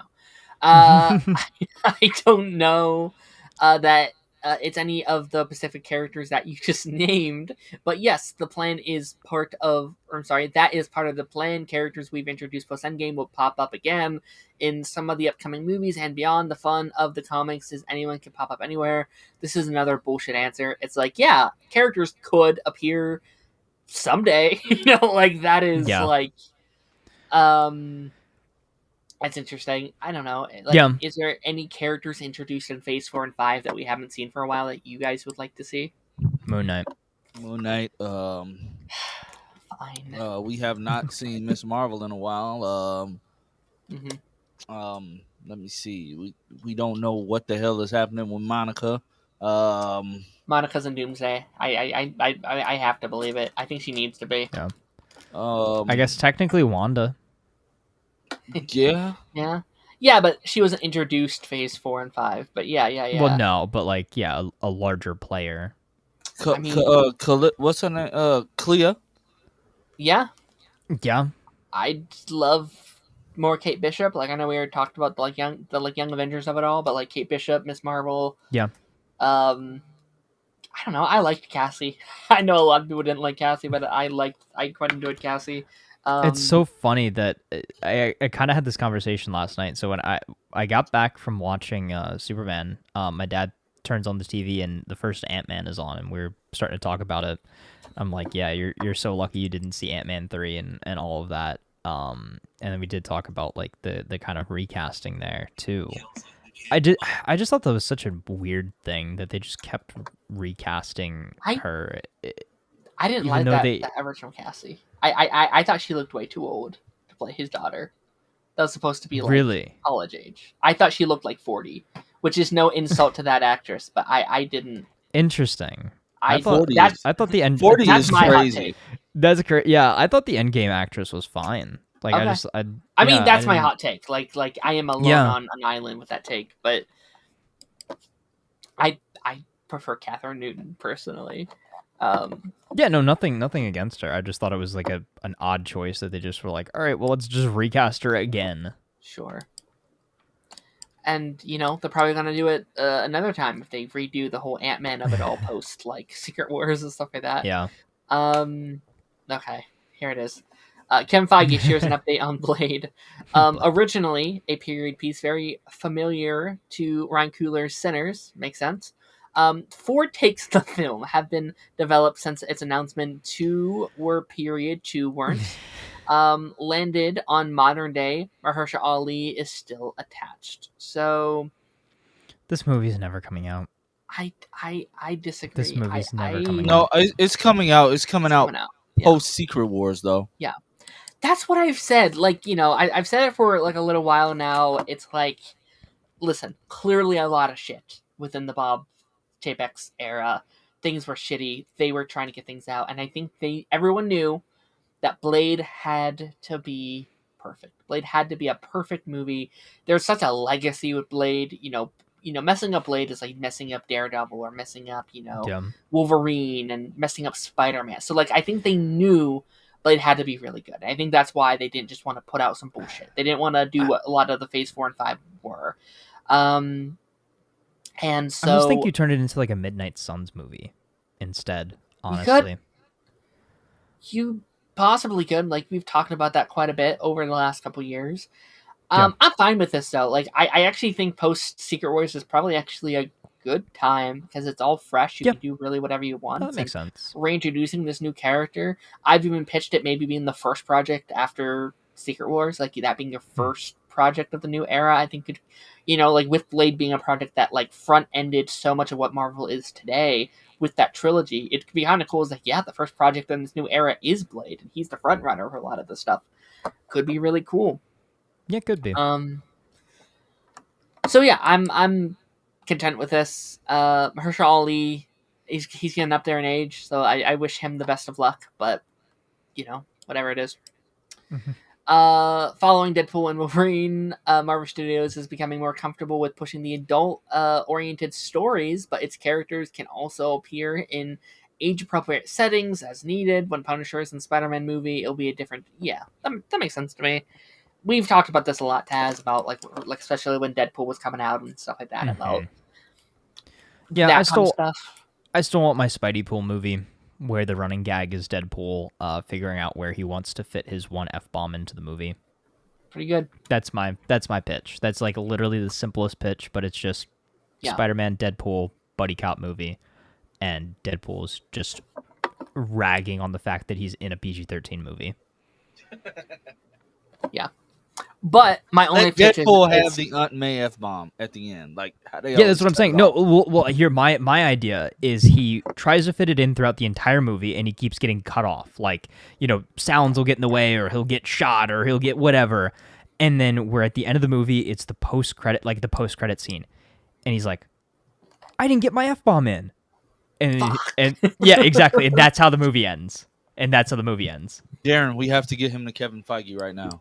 Also, what kind of Gatorade is that?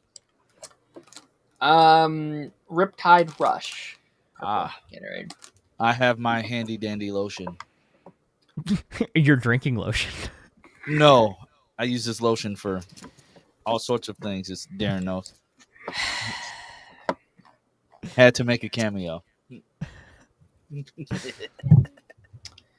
I'm trying to look if there's any of these big. I think we kind of covered most of the very interesting. Let me just kind of read this end thing here. Yeah, I think it's just what the soft reboot, I guess, and recasting. Yeah, is pretty much the big thing. Have I gone over the soft reboot of it all? I mean, let's just talk about that for like a couple minutes, because like that is the big holy shit, what the fuck moment. Me and Lance talked about it last night on his, was that yesterday, Lance? I think it was yesterday, right? Yeah. Yesterday on his channel, we did a nice little 20-minute video over on his before we did Party Nation. Ranger Nation. So yeah, Kevin Feige was like, we are, after Secret Wars, there'll be a bit of a reset, a reboot, a soft little recharge, and eventually we will want to recast characters like the X-Men, Iron Man, Captain America, and to extent of that, people have said, hey, maybe Black Panther as well. This has been a big topic of conversation between many.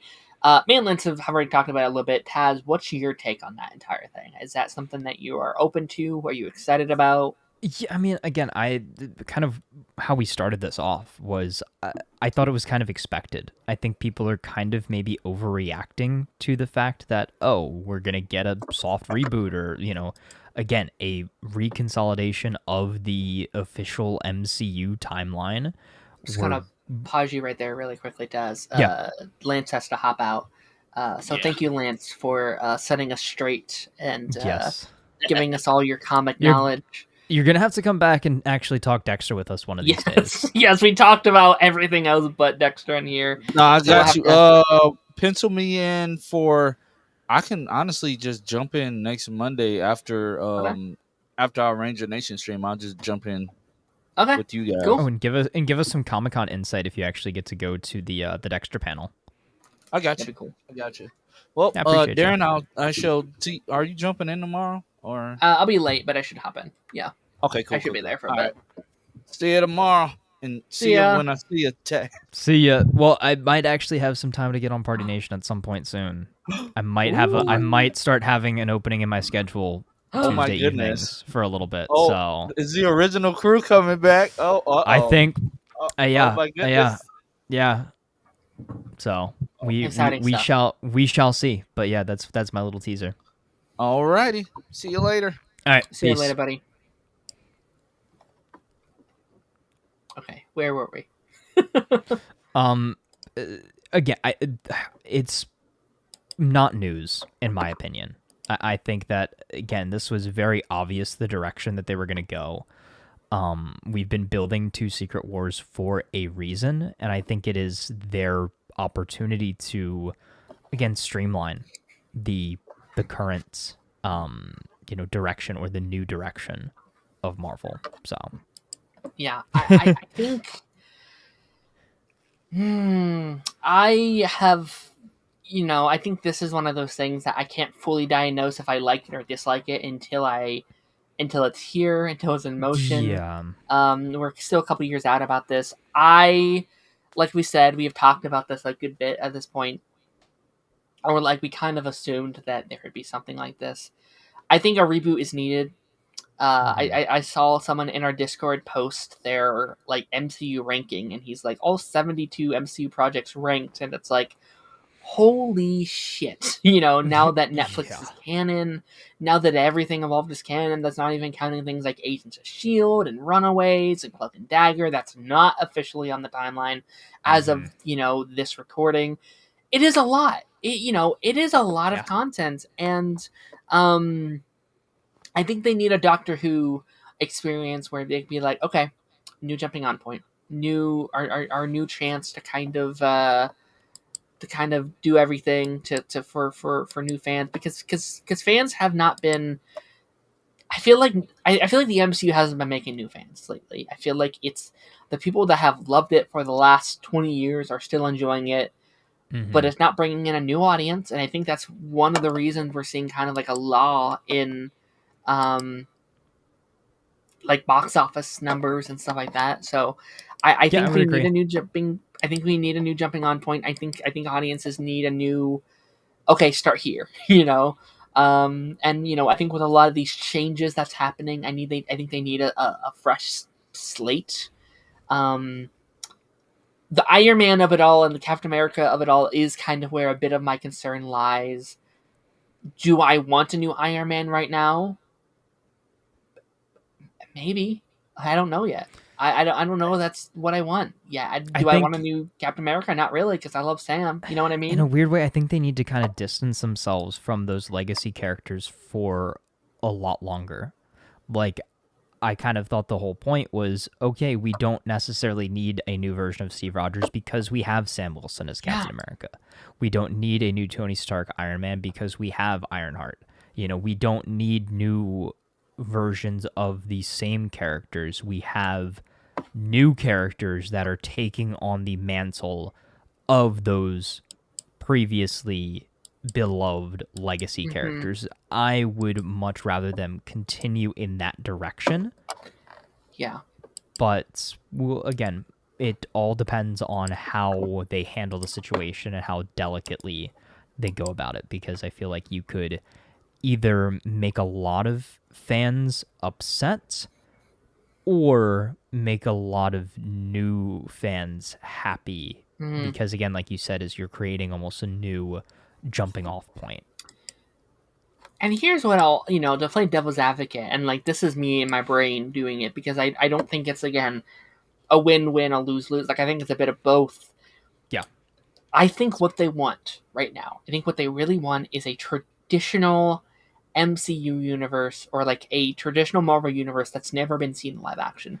For the first time, I know they don't have full rights to characters like Spider-Man and Hulk, but for the first time ever, for a very long time, with the modern capabilities, what they have now, like with cinema. You're right.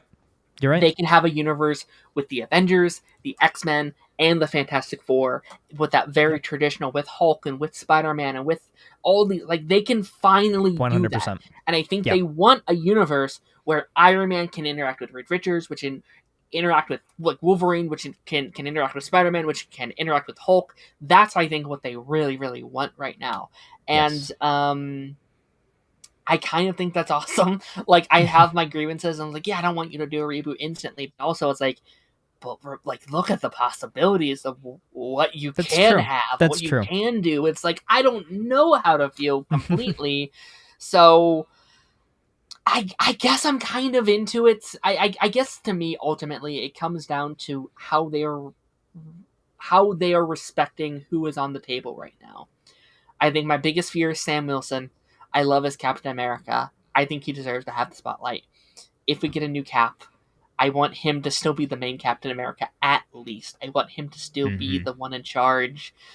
Because I think it's hard to save him, right? Like, I think if you do it, you kind of have to introduce them now and have them be this living, breathing part of this universe, even if they're not the focus, right? Like, you can't really be like, you can't have Sam Wilson be Captain America and be like, yeah, but we'll introduce Steve later. It's like, well, no. Steve has to have already been Captain America for Sam to also be Captain America. Yes. Same with like Ironheart. Like, you can't have Ironheart and Iron Man not exist elsewhere, I feel like, at least in this version of the character. So it'll be interesting. I'm curious. Any final thoughts on all this Marvel stuff? I feel like we've talked about this for I think a it's just long like time. I think, again, I guess closing things out here is Marvel does what Marvel does as far as a lot of announcements without a lot of substance behind it. So I think, as much as, yes, this is literally straight from the horse's mouth as far as these are things that Kevin Feige is saying, we've heard him say a lot of things at Comic-Cons and D23s and things like that. So I think a lot of it is, I will believe it when I see it. But if this is kind of the general idea and the general direction that they're going to be taking Marvel going forward, and that the general sentiment is quality over quantity, first going forward, then I think we're in a good spot. I do too. I think it's I think we are right now, and I know like superhero fatigue is kind of this main like conversation for people. I think we are currently in what could be one of the coolest eras of superheroes of all time. Like I think what James Gunn is doing with his DC universe, Ken Feige seemingly like kind of getting like just like look at the current lineup of Fantastic Four, 2 Avengers movies, Punisher, Daredevil, X-Men. Like what a sick era that we are living in. Would you say that we are in sort of a superhero resurrection? Yeah, I'd say so. I think we're in a cool era, and I hope the modern audience, I guess, doesn't pull us away from it, because I guess that's my big fear of like we got a lot of these cool things happening, but if people aren't going to see them, if people aren't supporting them, then we're done with those. It'll fizzle out. It was like a good capping point for this large conversation, which I'll probably clip into like 1,000 little little shorts here. No, you're good. He said Thunderbolts, Superman, Fantastic Four, Supergirl, Spider-Man 4, Clayface, Doomsday, The Batman Part 2, Secret Wars has the potential to be the greatest superhero streak of all time. I agree. What a hell of... And like you didn't even mention like TV shows, right? We have like X-Men 97 Season 2, Friendly Neighborhood Season 2, all the DC shows, Lanterns, all of these incredible stuff we have down the pipeline. Who asked about it? Let me scroll up really quickly because I don't want to forget it. Maddie coming in with the $4.99 super chat. Thank you so much, Maddie. Means a lot. And again, if you want a question that goes along with that donation, let me know. I will try my best to answer it. And someone else asked. I'm trying to find who asked for it, but someone asked about the Assassin's Creed announcements, and you had you had some thoughts on that, right? Yeah, I mean, there's not a ton. This is something that was announced a while ago, but then now they're kind of just officially confirming that it has been greenlit. Like, we really know nothing about it outside of this is a Netflix series, obviously surrounding the Assassin's Creed universe. Some familiar creatives behind it. One that seems pretty good, one that is also, there's ties to the Halo series, so whether you liked that or not, that is definitely something that is kind of behind it as well. Just to clarify, just so really, really quickly, it is the Season 2 creators, which many have said is the better direction. It's better, yes. Yeah. Just, for and like from my understanding, I haven't watched any of it, but from my understanding, it seemed like they were trying to fix what a lot of the Season 1 people... They were, but then they still went a lot of directions that, again, they were not telling a story in the main Halo universe. It was very much so separate. It was Halo in name and nothing else in a lot of ways. We've had kind of some failed attempts as far as live action Assassin's Creed goes in the past. Like, we had that movie with Michael Fassbender a few years ago. But if they either, what I'm seeing kind of the general sentiment online is if they either adapt an existing game, like I'm seeing people throw around AC1, AC2, if you adapt that into live action, that could be great. Yeah. Or if you adapt maybe an entirely new era, but make it still familiar, right? So a good balance of present day and actual, what is gameplay, but, the historical setting. Actually focus on what makes Assassin's Creed, dive into the lore of the Assassin's Brotherhood. Don't do any of this nonsense that they've been doing in the recent games of like, the hidden ones, and, we're not technically assassins, but we have hidden blades and we wear hoods and we, go around assassinating people. Like, actually commit to the bit and make it a Assassins versus Templar story first and foremost, and I think, you have a recipe for something very good. This is something that people have wanted for a while. This is something I've wanted for a while, something I've been excited for a while, ever since that original announcement, and I think if done well and respected well and paying homage to the source material, I think we could have a recipe for a great game. Like, who wouldn't want to see a live-action version of Desmond and a live-action version of Ezio and all of that stuff? And I know I'm saying names that you have no idea about. But yeah, I think that this could be pretty fun. Again, very little information other than that the series is actually officially greenlit at Netflix. And yeah, I'm excited. Agreed. Yeah, I want to pull up the super chat really quickly before I forget about it. I almost missed it, so thank you, Naruto, for pointing it out to me. Do you think we're going to have another Spider-Man trilogy with Peter Tingle? I mean, that was just kind of a thing that Aunt May said, right? Like, I feel like it was never like an official. I guess they did. I was never a huge fan of that Leo either. Again, I think that's more so just a MCU-ified joke. You know? Yeah, I think they'll probably steer away, but who knows? Yeah. But again, thank you so much for the $5 super chat. You guys are being very generous tonight. I do very much appreciate it. Yeah, no, in terms of Assassin's Creed, I have no history with Assassin's Creed. I did a video games adaptations episode about a year ago, I think, at this point for Pipeline, and I was trying to watch a bunch of video games movies. I watched like 20 minutes of the Assassin's Creed movie, and I was like, I'm good. It wasn't bad, but I was like, it's all right. I didn't need to. I own the Assassin's Creed movie on Blu-ray, and are you a fan of them or no? And I believe I also have the Hidden Blade from that movie, and yes, I'm a huge fan of the games. A huge fan of it, yeah. So Assassin's Creed 1 through about Unity was probably the last one that I really enjoyed. When they made the big swap to making them more so like big open world RPG style games with Assassin's Creed Odyssey and Valhalla, and more recently Assassin's Creed Shadows and things like that, I didn't love that direction. I miss the kind of more so linear open world, if that makes sense. So a good mix between kind of on rails missions with a good vast open world. I think that the lore and the story of like, okay, these two ancient warring factions, and you get to see, a snippet from history, whether that be the Renaissance or the American Revolution or, the pirate times and that sort of thing. Like, I think that is such a great concept, and you're kind of time traveling without time traveling. Kind of the whole idea of the Assassin's Creed story is you can relive the memories of your ancestors through their DNA. Right. So you've got this guy is your main character, Desmond Miles.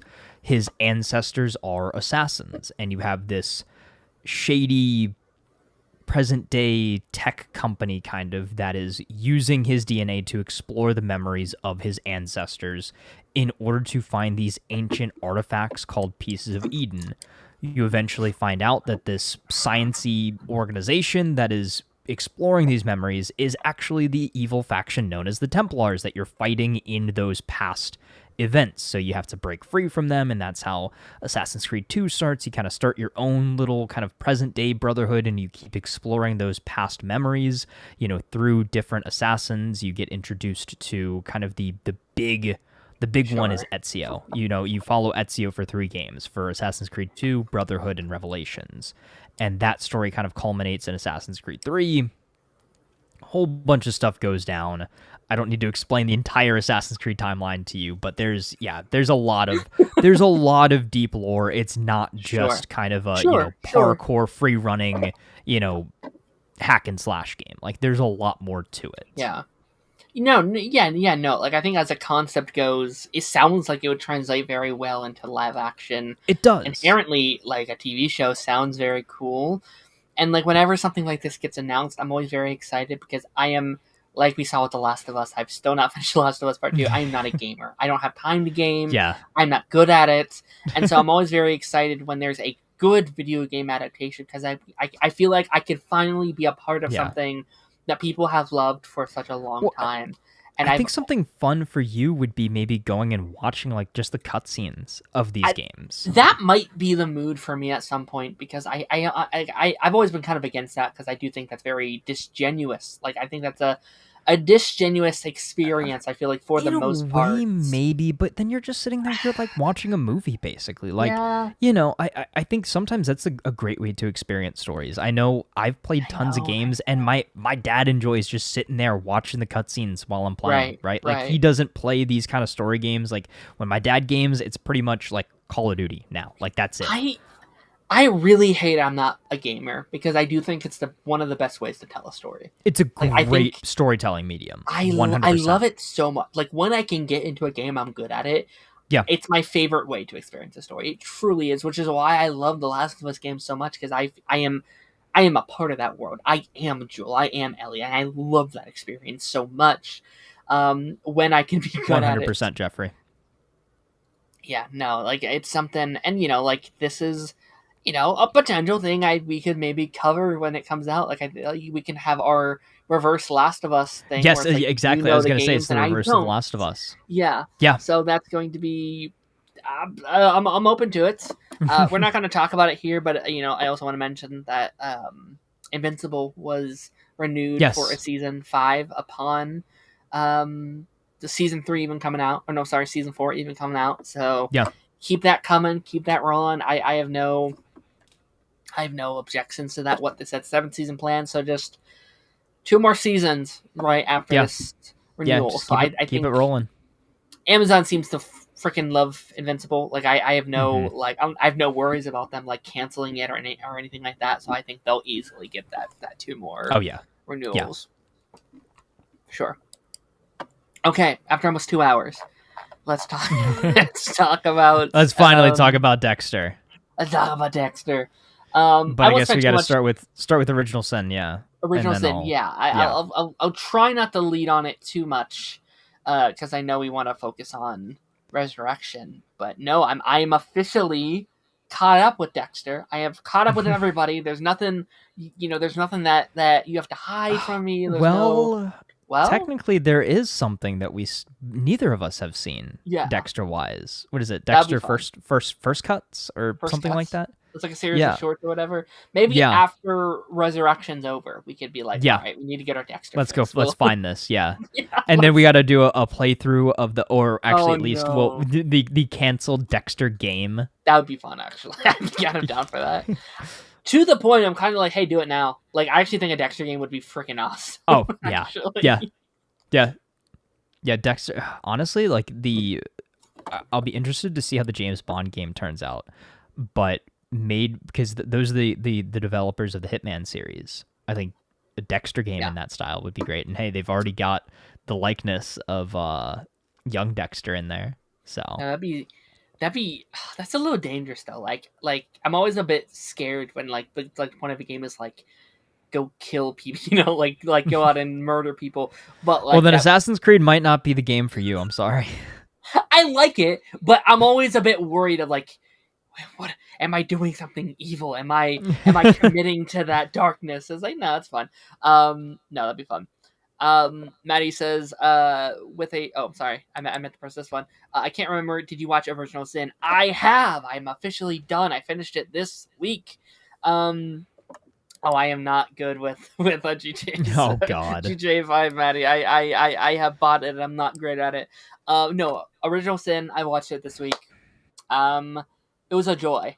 I found Original Sin to be an absolute blast, an absolute joyous time. And I think I said it last week, but I thought it's such a brilliant idea to do it right now, because I think with Dexter in the mainframe of everyone's thoughts with it coming back, something that I even have while watching this new show is like, this is really fun. I'm liking this. I like New Blood and I like this, but there's something about that like Miami, air. There's something about that original cast of characters that we love that I miss. I miss watching those characters. I think it's very smart to be like, okay, you can have your cake and eat it too. We're in this new era of Dexter we're in this new era of who the character is. But on the side, if you want it, you can still experience that OG Dexter feeling. And I think they captured that show amazingly. Like, it's kind of scary sometimes. I sometimes forget I'm not watching just normal Dexter. Like, I'm not watching that, like, original show. And it's like, oh no, this isn't Michael C. Hall. This is this new guy, and this isn't Angel, but it's this new guy. And I feel like most of the cast is played amazingly. Like the cast is so good, scary good at times with how they've done it. You watched it kind of recently as well, like a couple months ago. I just realized it came out this year. Like it's not old at all. Yeah. So it aired. Yeah, it started at the end of 24 and finished at the beginning of this year. And that was kind of my reasoning for actually starting my full Dexter watch through originally, as I was like, oh, this prequel series is out.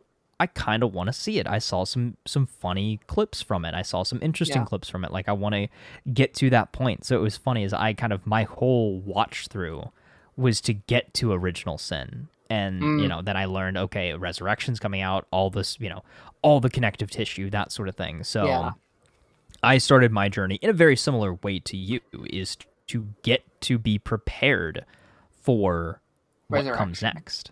Yeah.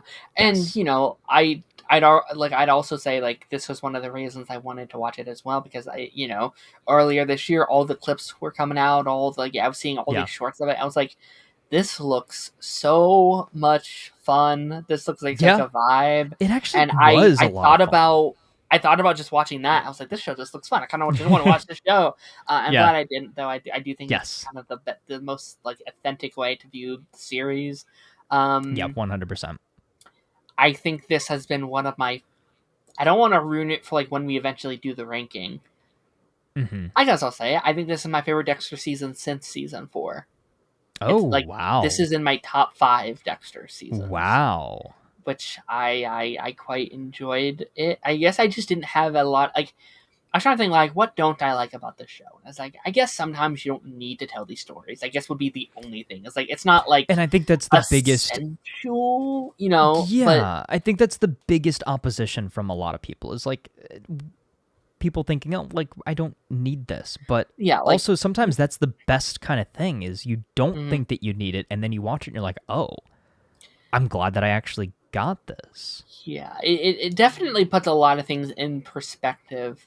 A lot of things I bet people don't enjoy. Like, I bet there are elements of it. I was like, I liked when I saw it this way and not this way. Like, there's definitely a lot of those, not necessarily retcons, because I don't think they're retcons, but it's just like things that we never knew about the character of Dexter that now we know. It's like, oh, fuck, now I have to rewatch Dexter again to revisit with the same mindset. Yes. Like, I think, unless it was somewhere and I don't remember, like, the whole thing of, like, Dexter lose, like there's this, like, a lost brother out there that we don't know, that had died before they had Deb, right? Like, that wasn't in the original show, right? No, so a lot of the Harry stuff is brand new, because well, think about what we mentioned last week, right? Is so Harry, from what we saw of him mostly during the original Dexter series, is only Dexter's perception of him in his mind.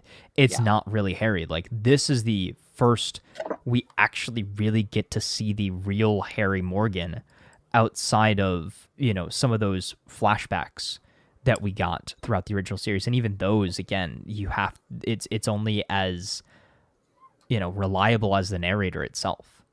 Yeah. Right?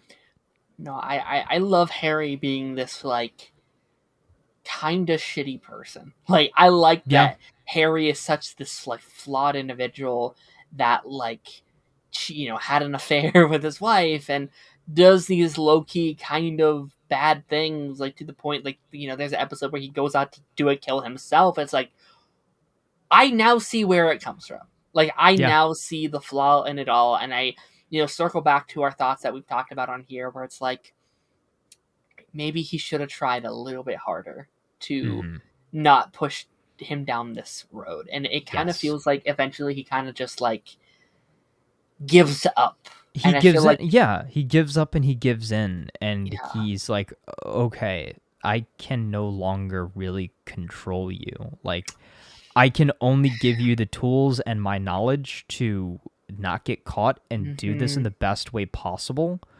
But he gave him that taste. Like if he never gave him the taste, if he instead, it's like, we are going to get you some real help. But he gave him the go-ahead, and that shaped Dexter's whole life. Is he again, no matter what, he shapes his ideologies and his philosophies in life around Harry's code. Like, that's the big thing. That was the big thing in the marketing for Original Sin is Harry's code, you know, all of that. And that is literally what Dexter lives his life by, because he thinks that that is the only way to live, because he believes that there's this thing wrong with him, this darkness, this dark passenger that forces him to do these things. And the only way to get around it is by following what Harry taught him. And it's such, I think, an interesting dichotomy, seeing the infancy of this and seeing how Dexter operates when Harry is still alive versus how his perception of Harry changed throughout the original show, how his perception of the code changed throughout the show, how the way in which he interacted with his vision of Harry changed throughout the show, to then now what it's kind of evolved into in Resurrection, where they seem to be on really good terms now, like, or at least Dexter has kind of come to terms with Harry in his own mind, and they've reached some sort of middle ground. Well, I kind of think that's maybe like a good representation of Dexter's like his current mental, I don't know, I don't want to say it's like a mental break, but it does feel like his visions now are just in service of him. And like, I think like that has been very interesting. Like, I think especially with like Dokes, where Dokes like, you know, like, oh, you're not a good guy, but like maybe you were right. And like Dokes would never say that, right? Like, I don't think Dokes would ever do that. But Dexter wants Dokes to say that to him, so he's going to let him like believe that that's what it would be. So I do think as we've developed Dexter throughout the years, we're seeing him care less and just like, no, this is okay, this is what I'm supposed to do. And I do think it may ultimately end with like a psychic break for Dexter. Like I almost want Dexter to end with like Dexter kind of like, I guess that's kind of how like New Blood did ultimately end, and they've kind of like, you know, swerved kind of that, backtracked like, a little bit, in being like, oh no, he's crossed the line. Dexter has gone too far. He's broken. He's justifying anything that he has to do. But no, yeah, I think Harry's honestly been one of my favorite aspects of the show. That because like I even thought like while I was watching through the like main Dexter shows that I'd really like a Harry spinoff, like a prequel about Harry. I was like, I wouldn't be that interesting. And that's kind of what Original Sin is. But what it is, like, I think it's a good balance of like, okay, you have the like Dexter elements and you have the Deb elements, you have all these other elements that you really love about it. But it's like ultimately, yeah, it is kind of a story about Harry and how this man compromised everything for the love of his family. And I do like that he has this like he had this like death of the family with his original son, and everything he does is to try and make up for that in ways that maybe aren't healthy and maybe aren't good. I was so impressed with Deb in the show. I was so relieved because I'll be honest, I was a little concerned about Deb. I was like, okay, she's not a cop yet, right? She doesn't know what's going on. What do they possibly give her as a character to do? And I somehow thought she was one of the most interesting characters. I think where we have her set right now is very fascinating. Is she this very outspoken, kind of sometimes annoying teenager who's doing what? Yeah, sometimes, right? But I think having her in this mist of like grieving was very, very smart. She is this. Yes. She's this teenager who doesn't know who she is. You know, she has that breakdown like at the grave, like at the end of the season, where she's like, well, you died and Dad's not here and he had a heart attack and Dexter won't talk to me and I got kicked off the team and like, you know, my best friend left me and this boyfriend stranded me on this island. It's like, holy shit, Deb. You have had shit life. Yeah, and also the biggest thing too, and this is a very deep conversation to have for the show, but it really shows you as well the position that they're both in as far as like Deb feeling kind of like the one that's left out, and like you see why she does a lot of the things that she does in the original show, because Harry kind of, doesn't really, I wouldn't say doesn't respect her, but doesn't treat her like you would think father should treat his daughter in a lot of ways, and puts all of his effort and all of his focus into Dexter to mold him into the Dexter that we see. It's very interesting, and it's interesting because now we've got that backstory of Harry, and it's like, okay, Harry feels responsible for the death of his infant child. Yeah. And he thinks that Dexter is the path to redemption, right? Okay, he's lost his son. Now he has a chance to raise another son in a way that he never got the opportunity to previously. And I think that is ultimately Harry's arc for the show, and why he treats Deb in the way he does, why he puts so much focus into Dexter, and when he sees how flawed Dexter is, he does everything in his power to try and fix him. I think is the best way to put it, right? Yeah, no, it's really fascinating, and I love I love that scene, especially where she's like, Dad, why didn't you show up today, and blah blah blah blah. It's like I was dealing with a dead girl, Dad. Your thing doesn't come over mine. It's like that is not healthy for any child. It is never healthy for your child to hear your stuff is not as important as my stuff, even if you are a cop, even if what it is isn't as important. That is damaging. That is damaging as a kid, and I almost think that specific moment is what pushes her to become a cop. And we heard about that in the original show, how she just wanted to live up to her, her father's name. And I think a lot of that is on screen, and I really love the thing in the final episode with her going to the station and seeing all these things. You'd make a really kick-ass cop. It's oh, I can do something important. Yeah. But how much of that was foundationed by her father, by her brother, by wanting to just feel anything from her family. And feel included. Yeah. I think that is kind of ultimately what it comes down to is, again, Deb feels, for lack of a better term, left out. And you could argue that leads to her death, right? If she never becomes a cop, she never would have been paying attention. She never would have found out about Dexter. Everything. Yeah.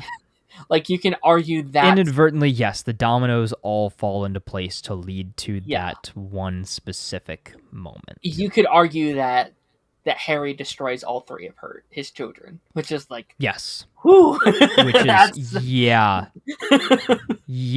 Harry Morgan, Father of the Year. Am I right?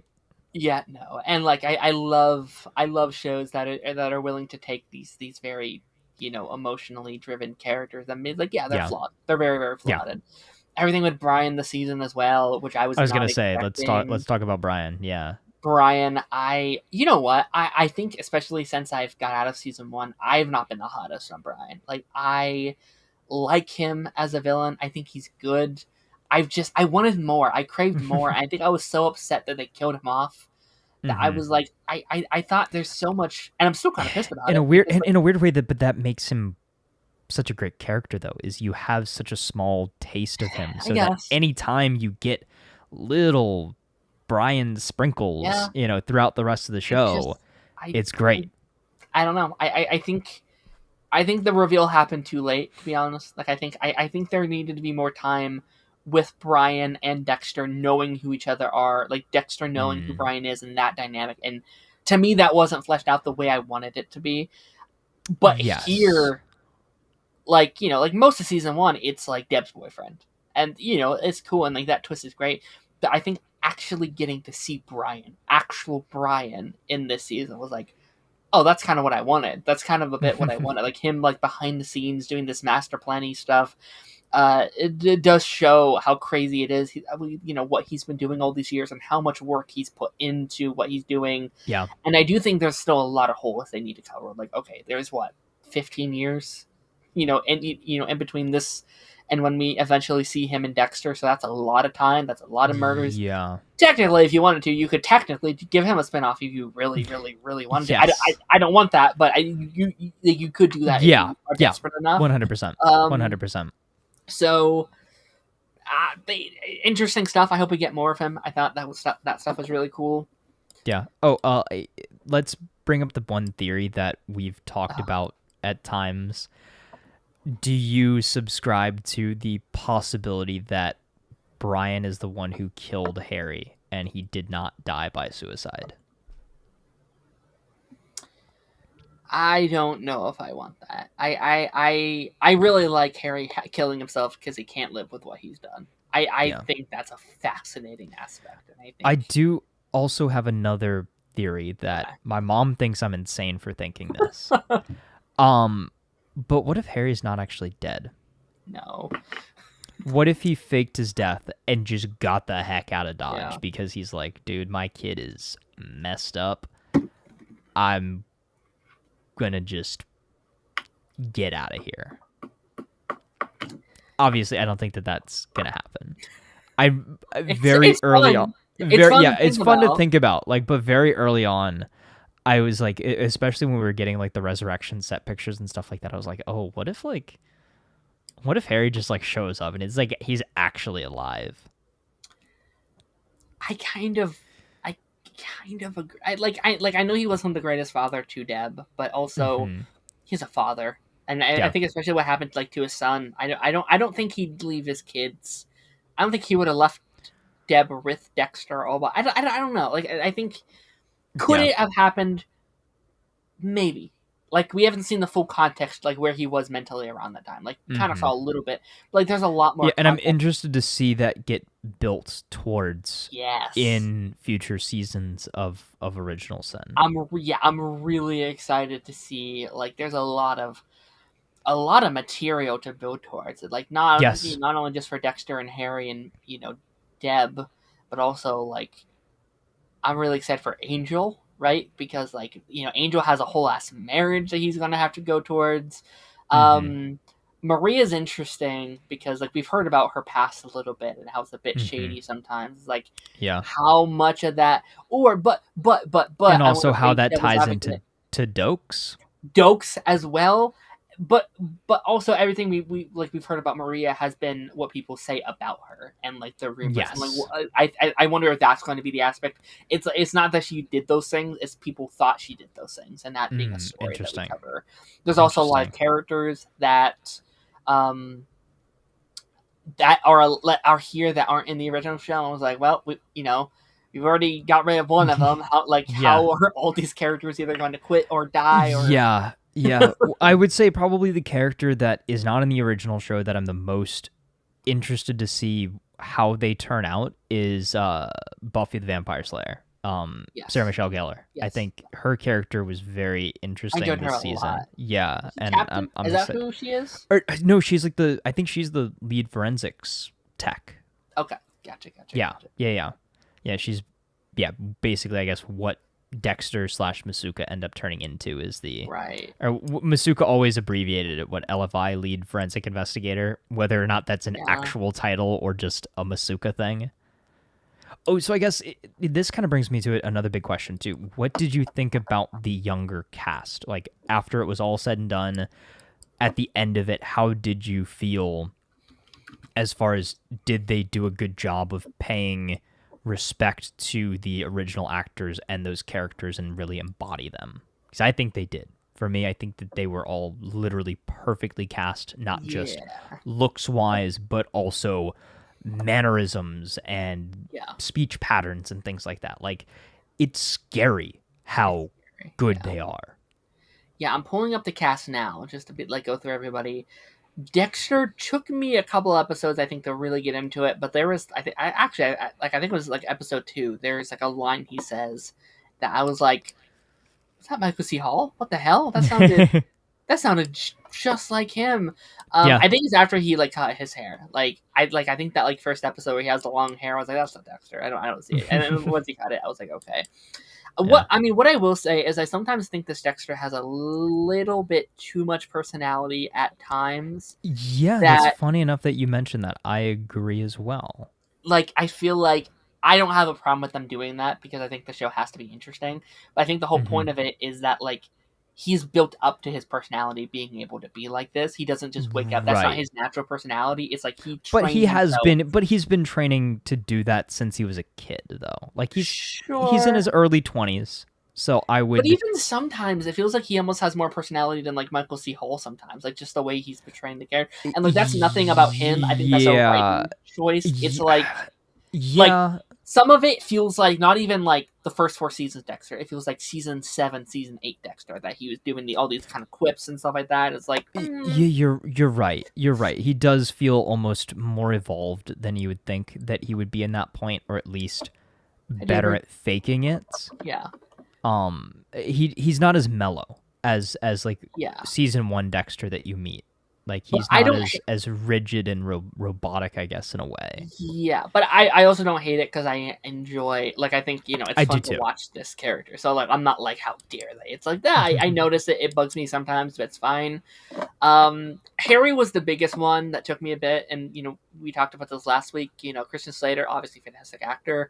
By the end, he was Harry Morgan to me, but it took me a bit because we literally have seen these exact scenes play out with, you know, that actor. And, you know, you can argue the same with like Michael C. Hall a little bit with some of this stuff, but he's the one we spent so much time with Harry. It's like a little jarring to me to be like, oh, it's this guy now. And because they do feel slightly different. Like they don't feel like the same character inherently. No, but again, like I think that's the point. That's the point. You're right. Yeah. But yeah, overall, I think Original Sin gets a lot of unnecessary hate. I think that's a shame. Yeah, I do. Yeah, I think it gets a lot of unnecessary hate. I think, again, the cast is great. They embody those characters very, very well. They pay respect and homage to the original series. And I'm excited to see this prequel story run parallel to now the sequel series, which I think works as our perfect segue. Just really quickly, Tonight's the night. I just want to touch on 2 casters really really Deb, I thought, was the highlight. She scares me how close she is to Deb. Yeah, the way she like pronounces things, just the like way she does that, I'm like, this is fucking scary. Yeah, well, I saw somebody posted like a little, not a breakdown, but like a comparison, like even like her head movements and like the way that she moves when she speaks is like almost identical. It's scary. Yeah. That, and also I want to shout out Patrick Dempsey, who plays Captain Aaron Spencer, the villain of the season. Yeah. I've had problems with a lot of the last couple season villains. Like I liked Clancy Brown as the villain in the last season, but like besides that, I've really been struggling with Dexter villains. Like these aren't doing it for me. Spencer is in my top 3 villains of the show. I think, to me, he's up there with the Trinity Killer and Miguel. I think those are my top 2, and he's right there. And then Brian is like below him, which I feel like is a hot take. I feel like people are like, definitely. I think he was a good character, but I wouldn't rank him quite that high. We're gonna have to do like villain rankings as well. Yes, I think season ranking, villain ranking. I think those 2 can definitely be separate. Yeah, no, for sure. And then I'd like to do just a large like character ranking as well. Yeah, I think that'd be fun. I think that'd be very, very fun. How long do you think original can go? Because I see it. I don't think it will, but I could see 10 seasons. I don't think it will surpass the original series. I think 8 maximum. I think 8 maximum. I would be happy with about 5. Here's what I'll say. I think there is story potential for 10 seasons. I think there is enough story, because it takes place 15 years after Original Sin. Like it's 15 years and then the original show happens. So there is a lot that can happen. I think 5 is a good amount. I'm gonna throw my hat and say 6. I'm gonna say, why not? I think 5 to 6 is a good amount. Okay.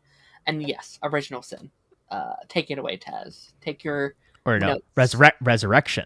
Resurrection. What did I say? You said Original Sin again. I said Original Sin. Yeah. Yeah. Right? That's okay. But tonight's the night. Dexter Resurrection, episode 3, titled Backseat Driver. I think just right off the bat, I want to say that this is by far very easily the strongest episode of the season so far. I think the first 2 episodes were great, but in a lot of ways, this felt like the show was truly starting with this episode. I think back to that quote that Dexter had back in the original series, like, I feel like my old self again. I feel rejuvenated, recharged, and, ready to tackle the world. And I think that sentiment plays into this episode. We've got quite a few different moving pieces. Obviously, the main plot is Dexter's, continued vetting and investigation of Ronald Schmidt, aka Red, aka the Dark Passenger Killer. We have the whole side of things with Harrison and the investigation from the NYPD and this detective who is getting very, very close to and, eventually does end up kind of figuring out everything.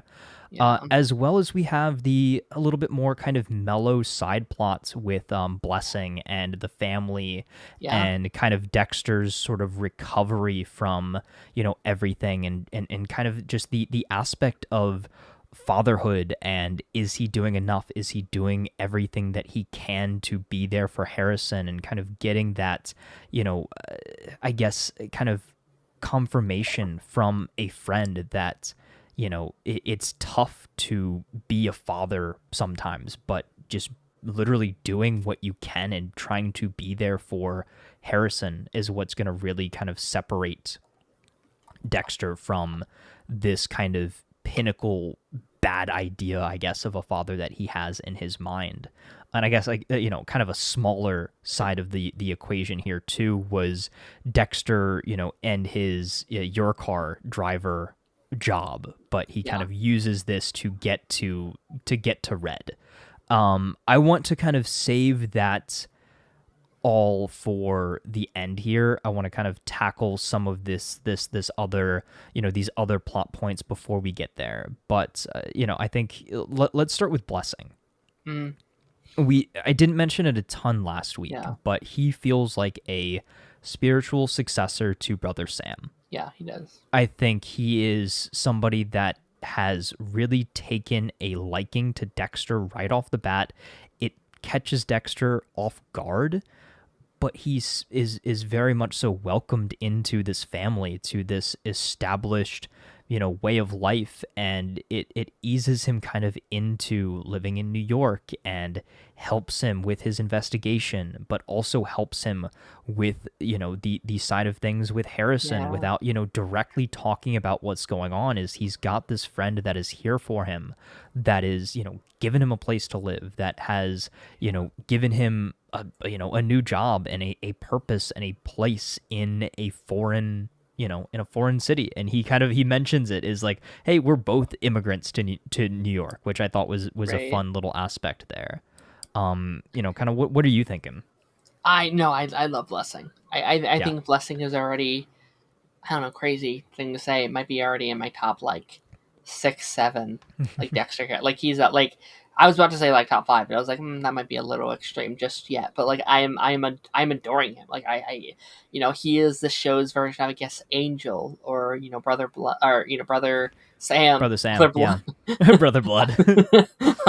I think Dexter would be Brother Blood. Yeah, no, I'm adoring him, and I think that's some of what maybe was missing from New Blood for me, where is this kind of, it's characters like this that make it feel like a TV show, this like living, breathing thing, where like New Blood had that, I guess, but it felt it didn't feel like this was like an actual TV show, and like this was this living world, like like those side characters kind of felt like they were. Yeah. It felt like they were TV characters, where what Dexter does best, like these characters don't feel like they're from a TV show. They're just living and breathing, and they're like within this world. And I'm terrified that he's going to die. He's the kind of character that you kill off for emotional distress. Oh gosh. I am. You can't have both. You can't kill Blessing and kill Batista in the same season. I swear, you better not do this. I don't want them to kill either of them. They better not. Yeah, they better not kill either one. I will say just like really quickly. Yeah. I saw a TikTok. I don't know if you saw it. I saw a TikTok where like someone was like, like talking about how, like, you know, all the characters that have like died like within the show. It was like right after the episode ended, and they included Angel inside the list. I guess it was like a troll post. I saw it. I was like, oh, they killed the Angel in this. What the fuck? And like I waited like a couple of days to watch it because I was so pissed. I was like, what the hell? This is crazy. And then no one was talking about it. I was like, oh, it's probably it was total rage bait.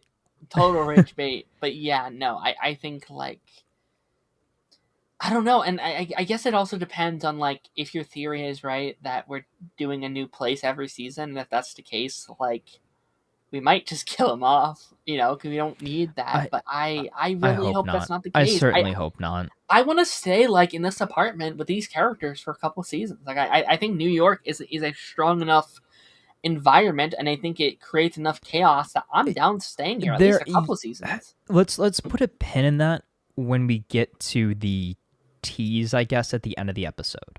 Okay. I guess, yeah, that let's put a pin in it until there. I guess next big thing this episode, which is another aspect. I will get to that in a second too. The next big thing of this episode, which I actually really enjoyed a lot as well, was Harrison's story.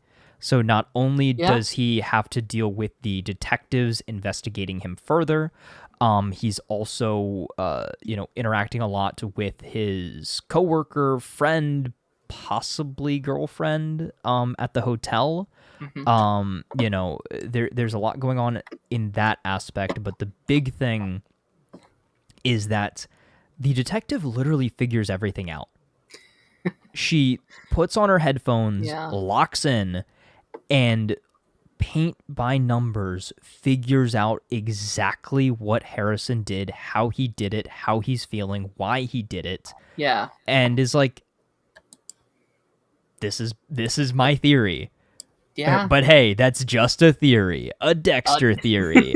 Like I said, she's this show's like new Dexter. Like, we have this like anti-Dexter character, which I think is kind of awesome. I know. Well, cool. I really love this character. I think she is me too. Very interesting. I think, and again, the fact that she figured it out, but she's also like, I'm almost not even mad at it.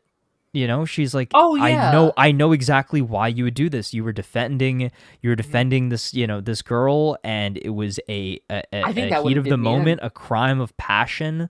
Like this was not premeditated. I would have given in there. I would have been like, shit, you got me, fuck. Well, and I thought I really did think Harrison was going to give in. And I was like, oh my God, my theory is going to come true. But he was like, oh no, I'm homeless. I'm living in the, in the hotel rooms. Right. Like that was a good save. Which is the truth. That is the truth. So, and that's also the aspect too, is if you're lying, give them a little bit of the truth, right? So give them a little something. But again, this detective, she is way too smart to fall for that. I think she's just letting it be for now. Because again, I think she, in a lot of ways, agrees with what Harrison did. I think she is like, all right, cool. That's just another scumbag off the streets, and he stopped it before it went too far, right? So again, this ties into my big theory. I think eventually things are going to tie from Harrison to Dexter to the detective, and I think Dexter is going to end up working with the detective in order to keep Harrison safe, or in order to keep him out of the line of fire, so to speak, in one way or another. I think that is kind of the direction in which we're heading there. But Harrison's story was, again, kind of separate from Dexter this week. We do get Dexter kind of, checking in on him, looking after him. But then, Harry's like, hey, he's on a date now. Like, you got to kind of let him do his thing. And yeah. And I thought that was, again, a kind of a nice little moment there of father watching son, right? Like, I think that's cool. Kind of cool, right? Is you have Harry watching Dexter and Dexter watching Harrison. And I think that, again, he's very apprehensive to reintroduce himself into Harrison's life. And I think that that's going to be kind of, his hand is going to be forced eventually, whether that's Harrison actually finds out Dexter is alive of his own volition, or if the connection to Batista if that is kind of the aspect that brings Harrison into the fold, so to speak. And I guess that kind of brings us to the other side of things with the Batista story. I think let's talk about that. That's the big, elephant in the room there is we get a nice, or a couple scenes with Batista. Number one is he gets a call from Teddy who tells him, hey, we got a hit on Dexter's truck. He's in New York City. And that is Batista's motivation to go to New York. We see from the this season on trailer, he's going to eventually, meet up with Harrison, all of that. But beforehand, he's got to kind of wrap things up in Miami. And that's when we get, I think, a lot of people's favorite scene of the episode. The scene that was immediately posted online right after the reunion of the original crew, Batista, Masuka, and Joey Quinn back together again, in Miami and sitting at the bar. Batista announces his retirement yet again. I think it was absolutely hilarious that Joey was like, you gonna open up another restaurant? Like, I think that was a great callback. Fun. That was funny. Masuka being like, oh, if you, do this thing, I'll support you. Begrudgingly, but I'll support you. I think that was hilarious too. I think the character development of myself, like starting both those characters, me hating Masuka and hating Quinn, and now kind of loving both has been... God, that scene is enough to make a grown man cry. It really was. I think what really did it for me is I think we've never seen Masuka be friends with any of his coworkers. And it makes a lot of sense that like these three have been working together for the last 10 years. Probably the only three left of the main cast. Like, genuinely like good old buddies, and they were sad they're like brothers. And they're sad that Batista's retiring, and he's like, hey, I've got some personal stuff to take care of. I can't tell you exactly right now. And I think, again, that's going to come back around. Like, there are elements of this season that we still don't know about. I think both Masuka and Quinn will come back. There's no way that they're here for just a short little scene. I think in the same vein as, the ghosts from the first episode, I think those actors will come back eventually too. I'm really afraid. I think I know what's going to happen, right? I think Angel dies. I think I hate even saying it. I don't want it to happen. I don't want it to happen either, but I think, like, if I'm being honest, like, he's retiring to focus in. He's finally at the end of his chain. He's finally, gets to retire. He's going to have that happy ending, but he just can't let it go. And I don't think Dexter does it. But maybe one of the other. There's like 6 serial killers in the season, right? Like, oh, God. I could see one of them, maybe whoever's the main villain doing it. And at least that makes it slightly better. What if it's Harrison? Oh, God, don't do that to me. What if it's Harrison to protect his father? To defend him, to keep him off the trail? And it would literally be, no. This would be a parallel to Deb. Because what did Deb do to protect Dexter? She killed LaGuerta.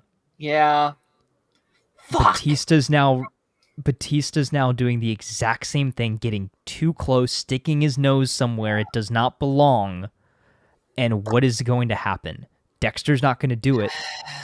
But what if Harrison's hand is forced? Whether, intentionally or unintentionally. I don't want that to happen. I don't want that to happen. I don't want that to happen. I did also completely miss the opportunity when I was talking about Harrison to say it was obviously self-defense. Continuing. I don't want this to happen. I don't want this to happen, but I think that there's a possibility. There's a very good possibility that Batista does not make it out of this season alive. But hey, at least we have the good memories to the greatest captain of Miami Metro. Yeah. Captain Angel Batista. Cheers. Maddie said, what if Joey thinks Dexter has done it after everything theorized that Joe already knows? I think that's kind of been a thing. Like, I saw a TikTok, maybe you even sent it to me, of like, yeah, oh yeah, he's kind of already Like he was on his trail years and years and Quinn's years ago. Quinn's an idiot, but he's not stupid. I think yeah, like even the ending of the show, it's like it was clearly self-defense. Like I think he's known without.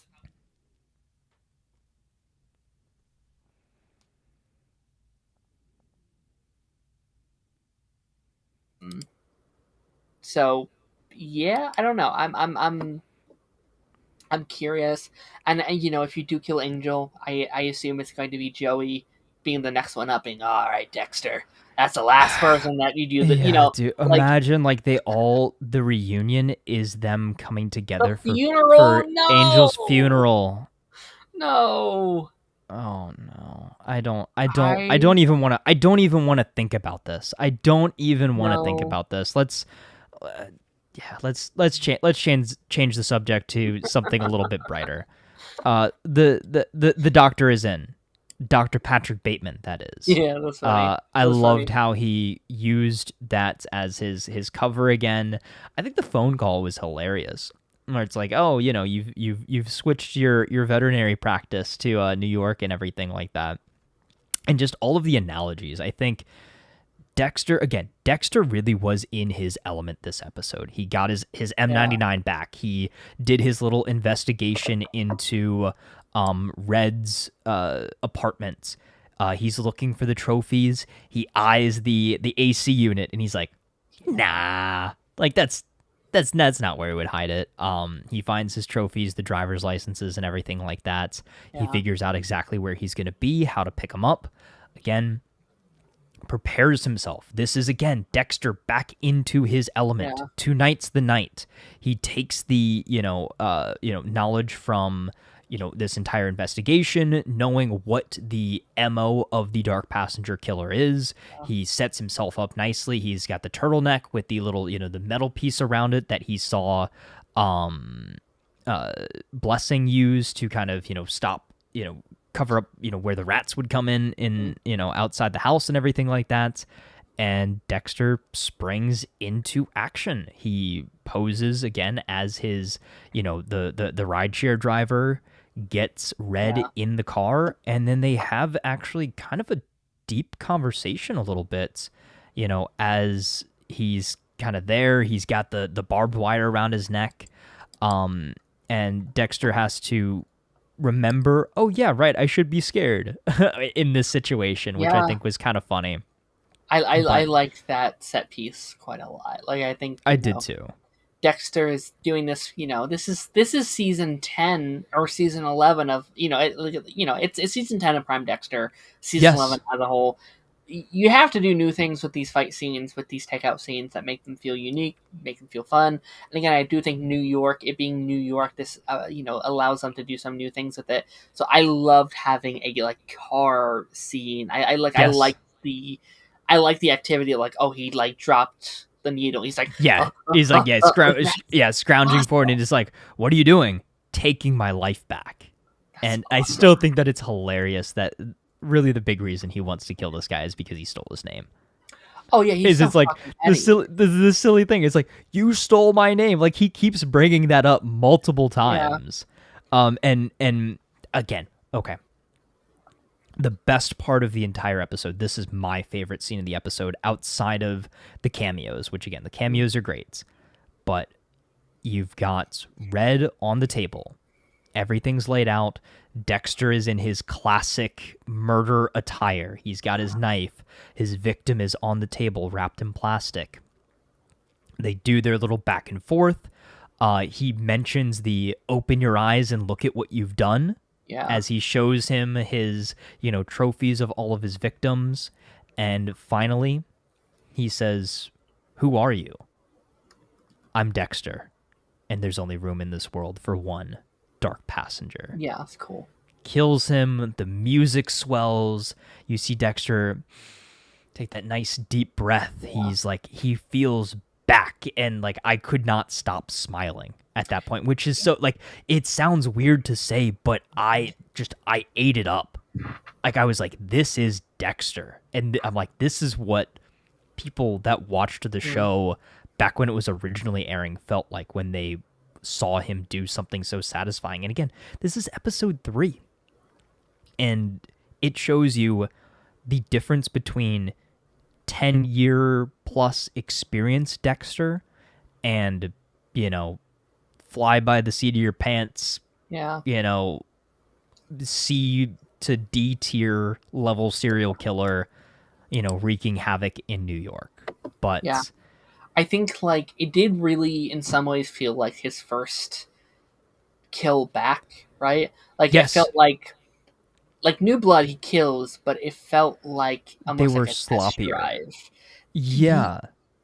This felt like his first real kill back from the original series where he actually did everything properly. Yes. It definitely felt like a return to form for Dexter and what he's doing. And again, I think this show benefits from it not being a final season, a special event, but an actual show. And I think in every regard, I think these characters who are fleshed out, the story. I'm loving the pacing of the season. The pacing is really, really. I'm really surprised. It's great.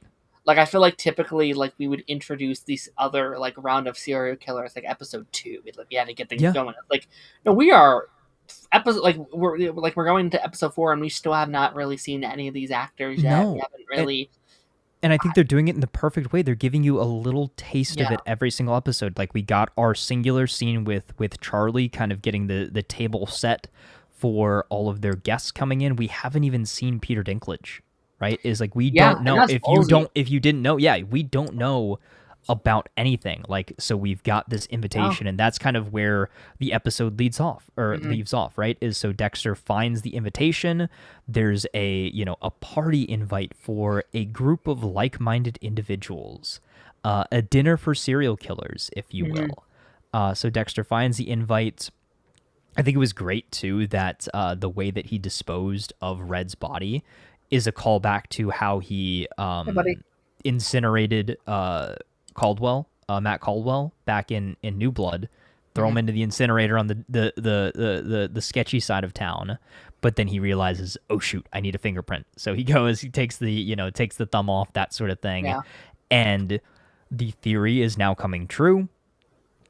Dexter is going to assume the identity of Ronald Schmidt, aka Red, aka the Dark Passenger Killer, and go ahead and infiltrate this dinner for serial killers.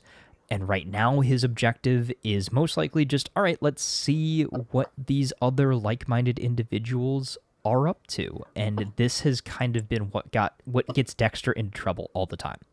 He gets curious. Curiosity killed the cat. Curiosity killed Rita. Come on.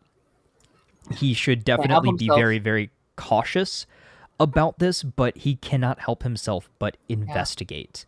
I think obviously he's going to vet everybody differently, see who he can learn from, and then take them out. I think that is right now his objective, but I want this to, again, tie back into everything. I think once the detective finds out, again, about Dexter, his connection to Harrison, confirms for herself what Harrison really did, is going to then hold that over Dexter, because maybe she's somewhat aware of all this, the serial killer convention, and maybe she, in a way, also, again, she's so good at her job, she probably finds out that Dexter took out the Dark Passenger Killer too, and is like, hey, your son did this thing, don't worry, I'm not mad. I know you did this thing, don't worry, I'm not mad. You're doing something that I physically cannot do as a NYPD officer, but here's what I can offer you. Again, I think that the idea of Dexter working as a CI for this detective, once again, bringing it full circle to his mother, who worked as a CI for Harry, him being the man on the inside, trying to take down these serial killers, but I think where the conflict is going to come up is Dexter wants to learn as much as he can from these other killers. Something's going to happen. Somebody's going to die that should not die, and they're going to get mad at him for not taking care of the situation sooner.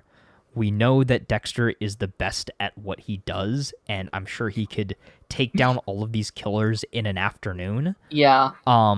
But again, I'm very excited to see where that goes, and that is the direction of the season now, is we have Batista as kind of a big antagonist who's now investigating Dexter, will be investigating Dexter in New York.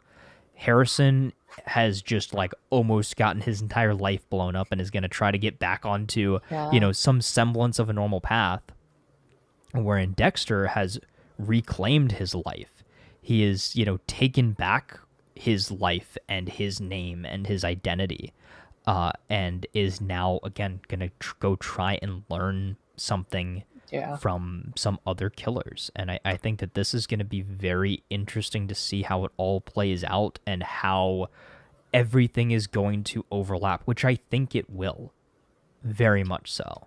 I think it's going to be very fascinating kind of bringing out the fanboy of Dexter. Like, I feel like that's something we've dabbled with quite a bit, especially with the whole, like, Trinity Killer case. Like, he didn't kill him because he was like, I don't want him to teach me. I'm fascinated by what he does.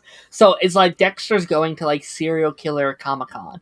And I think that's exactly idea. What it is. And again, he literally, in the original series, I believe he made a comment about it. He's like, I wonder what the other serial killers do. Do they go and gather at conventions or whatever, discuss trade secrets and that sort of thing? And that's exactly what's happening here. I also wanted to bring up like one of the comments that I thought was very fascinating from this episode from Harry. Yeah, he's like, he's like talking about getting old, and he's like, how did you deal with being old? It's like I didn't do it very long. I didn't experience old for very long. And I was like, I think it's very fascinating that now Dexter is at a point where he is about as old as his father was, and eventually I think he's going to become older. And I think there's a lot of in the original show commentary on getting older. He mentions it quite a bit. It's like I never imagined what my life would be as like an old man, and he envisions his life as this older version of himself. There's even that episode. Is it season 8 where he's like taking out the like really old serial killer, and he's like, is this what I'm going to become someday? So I think the commentary just throughout the show's run, I'm very excited about like kind of like middle-aged Dexter. I think it's fascinating, and how he's going to have to change, and I think we're already seeing how he has to change his approach because he cannot be as physical as he used to be. Like he's not the man he used to be. He can't have a hand-to-hand combat fight with people. Like he had a fight scene in a car and almost died because he dropped his syringe. Like he's got to be a little bit more careful as far as that goes. But again, you're right though. Is I think he's going to take this opportunity though to learn as much as he can from these other killers, and I'm going to be very interested to see how his relationship develops distinctly from all of them. I think the only one that he is going to let in on who he really is, maybe not, is going to be Kristen Ritter's character. I think she is really the big key to a lot of this, in one form or another. And I know that the creators have said, like, we're not going to make it super clear who the big bad of the season is. And they're setting it up as like, oh, Prater is the big villain. Like, but what if it's Uma Thurman's character, Charlie? What if it's Kristen Ritter's character, Lady Vengeance? What if for whatever reason it's David Desmalchian? Like, who knows? Like, who knows who the villain is? I would not be shocked if it's none of them. I would be completely shocked if it's ultimately like Angel or something, right? You're right. Yeah. I think ultimately the villain is Batista right now. Yeah. I think, unfortunately, ultimately Batista is the villain in the same way LaGuardia is the villain in Season 7. Or a villain of Season 7. Yeah. I want to ask this as more of like a prediction. Like right now where we are, I think we're both very happy with this season. If you were to predict where it comes on your ranking by the end of the season, like do you think this can be a top 3 for you, a top 5? Oh, interesting. Like right now, not having like we still have 7 episodes to go. Where do you think it's going to land for you? Oh, I think I could easily fit it within my top 5. Yeah, I think easily fit it within my top 5. Again, I don't necessarily want to spoil my ranking. Yeah. Yes. It would be in my top 5 above Season 2 for me currently. I was thinking Season 2 is tough though. because I do feel like some of the little stuff is kind of like printed out in my mind as just like, oh, alert, alert, this thing happened. But so much good in season 2. I think, but Lila though. I kind of I like Lila. I just don't like what Lila does to Dexter. Like I thought how they wrote Dexter, like I think how they wrote him within within Lila was like I don't love that. Give me Rita's key. Yeah, but like everything with Dokes, and him and the like therapy and Angel, there's a lot of good in there. There's a lot of good in there, yeah. If nothing happens to make to change in quality, or like if there's none writing issues, I think it will get right above Original Sin for me. I could see it being very placed in that top 5, if not above season 2. Like I could see it being I think it's around that season 2 Original Sin era right now for me. Okay, but maybe not season 1. I guess I shouldn't read my ranking. But, yeah. Save it. Don't spoil it. Don't spoil it. That he said, as a British person, I feel insulted by Lyra. Valid. Yeah. Short cars that didn't burn the body, get him caught in New Blood. It did. Yeah, but hey, I would hope that Dexter learned his lesson and made sure that there were no titanium screws in this guy's How does body. One check for that? You just you'll wait for the everything to burn, and then you just you feel through it with like a fire poker and just make sure. Also, I think it's hilarious going back to last episode to episode 2, where he's like, oh, if you put on a hoodie, you could be the Dark Passenger, and Dexter's like, I don't wear a hoodie. That's been What's this? What's this, Dex? What's this? What are you wearing here? I've seen about 20 Dexter edits of that. Yeah, just he wasn't a serial killer. It's I but then now he is literally gonna be him now. Do you think? Oh no! Do you think Blessing is gonna get him find him within the hoodie and be like, "Oh, you're the Dark Passenger," and it's like, he's gonna have to. Oh no! It's like it's you. No! It's like you tried to kill my friend. It's like no! You don't understand. It's not me. I promise you. No, Blessing. I do wonder what his reaction would be to finding out who Dexter is. That is kind of interesting to me. Right. And could he really conceivably tell Blessing hey, I killed the Dark Passenger killer, so you and your car drivers are safe now. He doesn't but he doesn't seem like somebody who would appreciate that. He'd be like, Dexter, that's not the way. Yeah, that's not the way to do. Fascinating yes stuff. I'm really excited to dive in. I think am, it's dude. Next week too. Like next week, it seems like I haven't seen the trailers, but I assume it's going to be here's the cast of the season. Here's yes, Peter 100%. I think that is really where the true plot of the season starts. This was still build up. This was still set up. But again, I think despite that, this episode really was the best of the season. And again, we are fully back. Dexter is back in action. This has just had a 3 out of 5. Oh no, Dexter, we have to fix that. This has been some of my favorite humor out of Dexter in quite a few seasons. I feel like the last couple kind of lost a bit of its humorous, or I guess good humorous touch, because some of that was one I promised in the last couple seasons is a lot of the humor it was more silly than it was funny, and it's what if Batista gets high and that's the comedy. It's that's not really funny to me. It's not natural comedy. It's situational comedy that doesn't work as much in my opinion. But there's some of these are just really funny jokes and really funny, not necessarily jokes, but just the way they're portraying these characters within the story is really funny, and I'm really, really enjoying it. I'm really loving it. So I mean, we're about to hit our 3 hour mark once again. It's becoming more of a tradition, which is never the plan. No.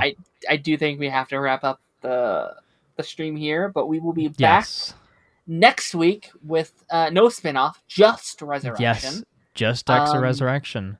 And I guess maybe some Fantastic Four thoughts if I've seen it. Potential Fantastic Four thoughts. I also want to do another news week with San Diego Comic-Con. I think we'll probably do some San Diego Comic-Con news. Maybe some there's going to be some Dexter. There's hopefully going to be some Dexter news. I would assume, again, like we kind of talked about last week, Original Sin Season 2. And then I would expect at this point probably like already just announce Trinity Killer maybe, but announce a Season 2 of Resurrection already. Like, yeah. I think Trinity Killer is what I'm kind of like really expecting, because I'm kind of assuming, because ratings for Resurrection has been some of the best since the original show. Yes, like, from what I'm seeing. I believe it's also the highest. It was the highest rated Paramount Plus premiere. I think, they're back in the 9s. In the streaming services history. Yeah, it was great Rotten Tomatoes scores and everything like that. Yeah. Again, I have not seen one negative review on Dexter Resurrection. Yeah. I don't think I've seen anybody badmouth the show at all, outside of like, pointing out some like silly little like, plot holes or contrivances, that sort of thing, but no like legitimate critiques of like, oh, I wish this was better, or I wish this story was better. Like, no, there's none of that. It is literal perfection. No, I'm literal enjoying perfection. I'm enjoying this season a lot, and I'm excited to see where it goes, and I'm excited that we can finally do these weekly episodes, because like we haven't been able to throughout this journey. It's been like a whole season. I'm missing so much good discussionary content because we have to do the whole thing, and I'm so glad that I think this understands that weekly format really works for a show like this. It's not dropping it. Like, you could easily just drop it all at once, be like, here you go, and that's fucking lame in my opinion. Yeah, no, I think it's working great, and I think the fact that we're slowly building to a head now, and again, I think you hit the nail on the head with saying that the pacing is at such a good spot. It is. But yeah, overall, man, Dexter Resurrection, excited for the next one. So absolutely. Taz, where can we find you? What you been working on? Any shout out promo stuff that you want to talk about here? Yeah. So youtube.com/ToxicTaz. I did upload my premiere video for Resurrection from last week. I will definitely be clipping what we talked about this week, not only for Resurrection episode 3, that should go out first, but also we'll put out that Superman discussion and whatever else happens in between now and then. But yeah, youtube.com/ToxicTaz. You know where to find me. Amazing. Yeah, like I said, next week more Dexter, San Diego. I might start some other stuff I might bring up in chat. I don't know what I'm watching. And then the pipeline, it'll be Wednesday this week because of scheduling. I have our good friends Lance and Taj on the show. We are going to be going over the 4 Disney zombie movies. They recently added the new Zombies film to Disney Plus, and we'll be talking about all 4, and then whatever news and stuff that we want to talk about for that episode as well. So stay tuned for that. I did, Jonathan. I let him out of his cage. I'm so sorry. Without further ado, ladies and gentlemen, we'll see you on the flip side. Bye.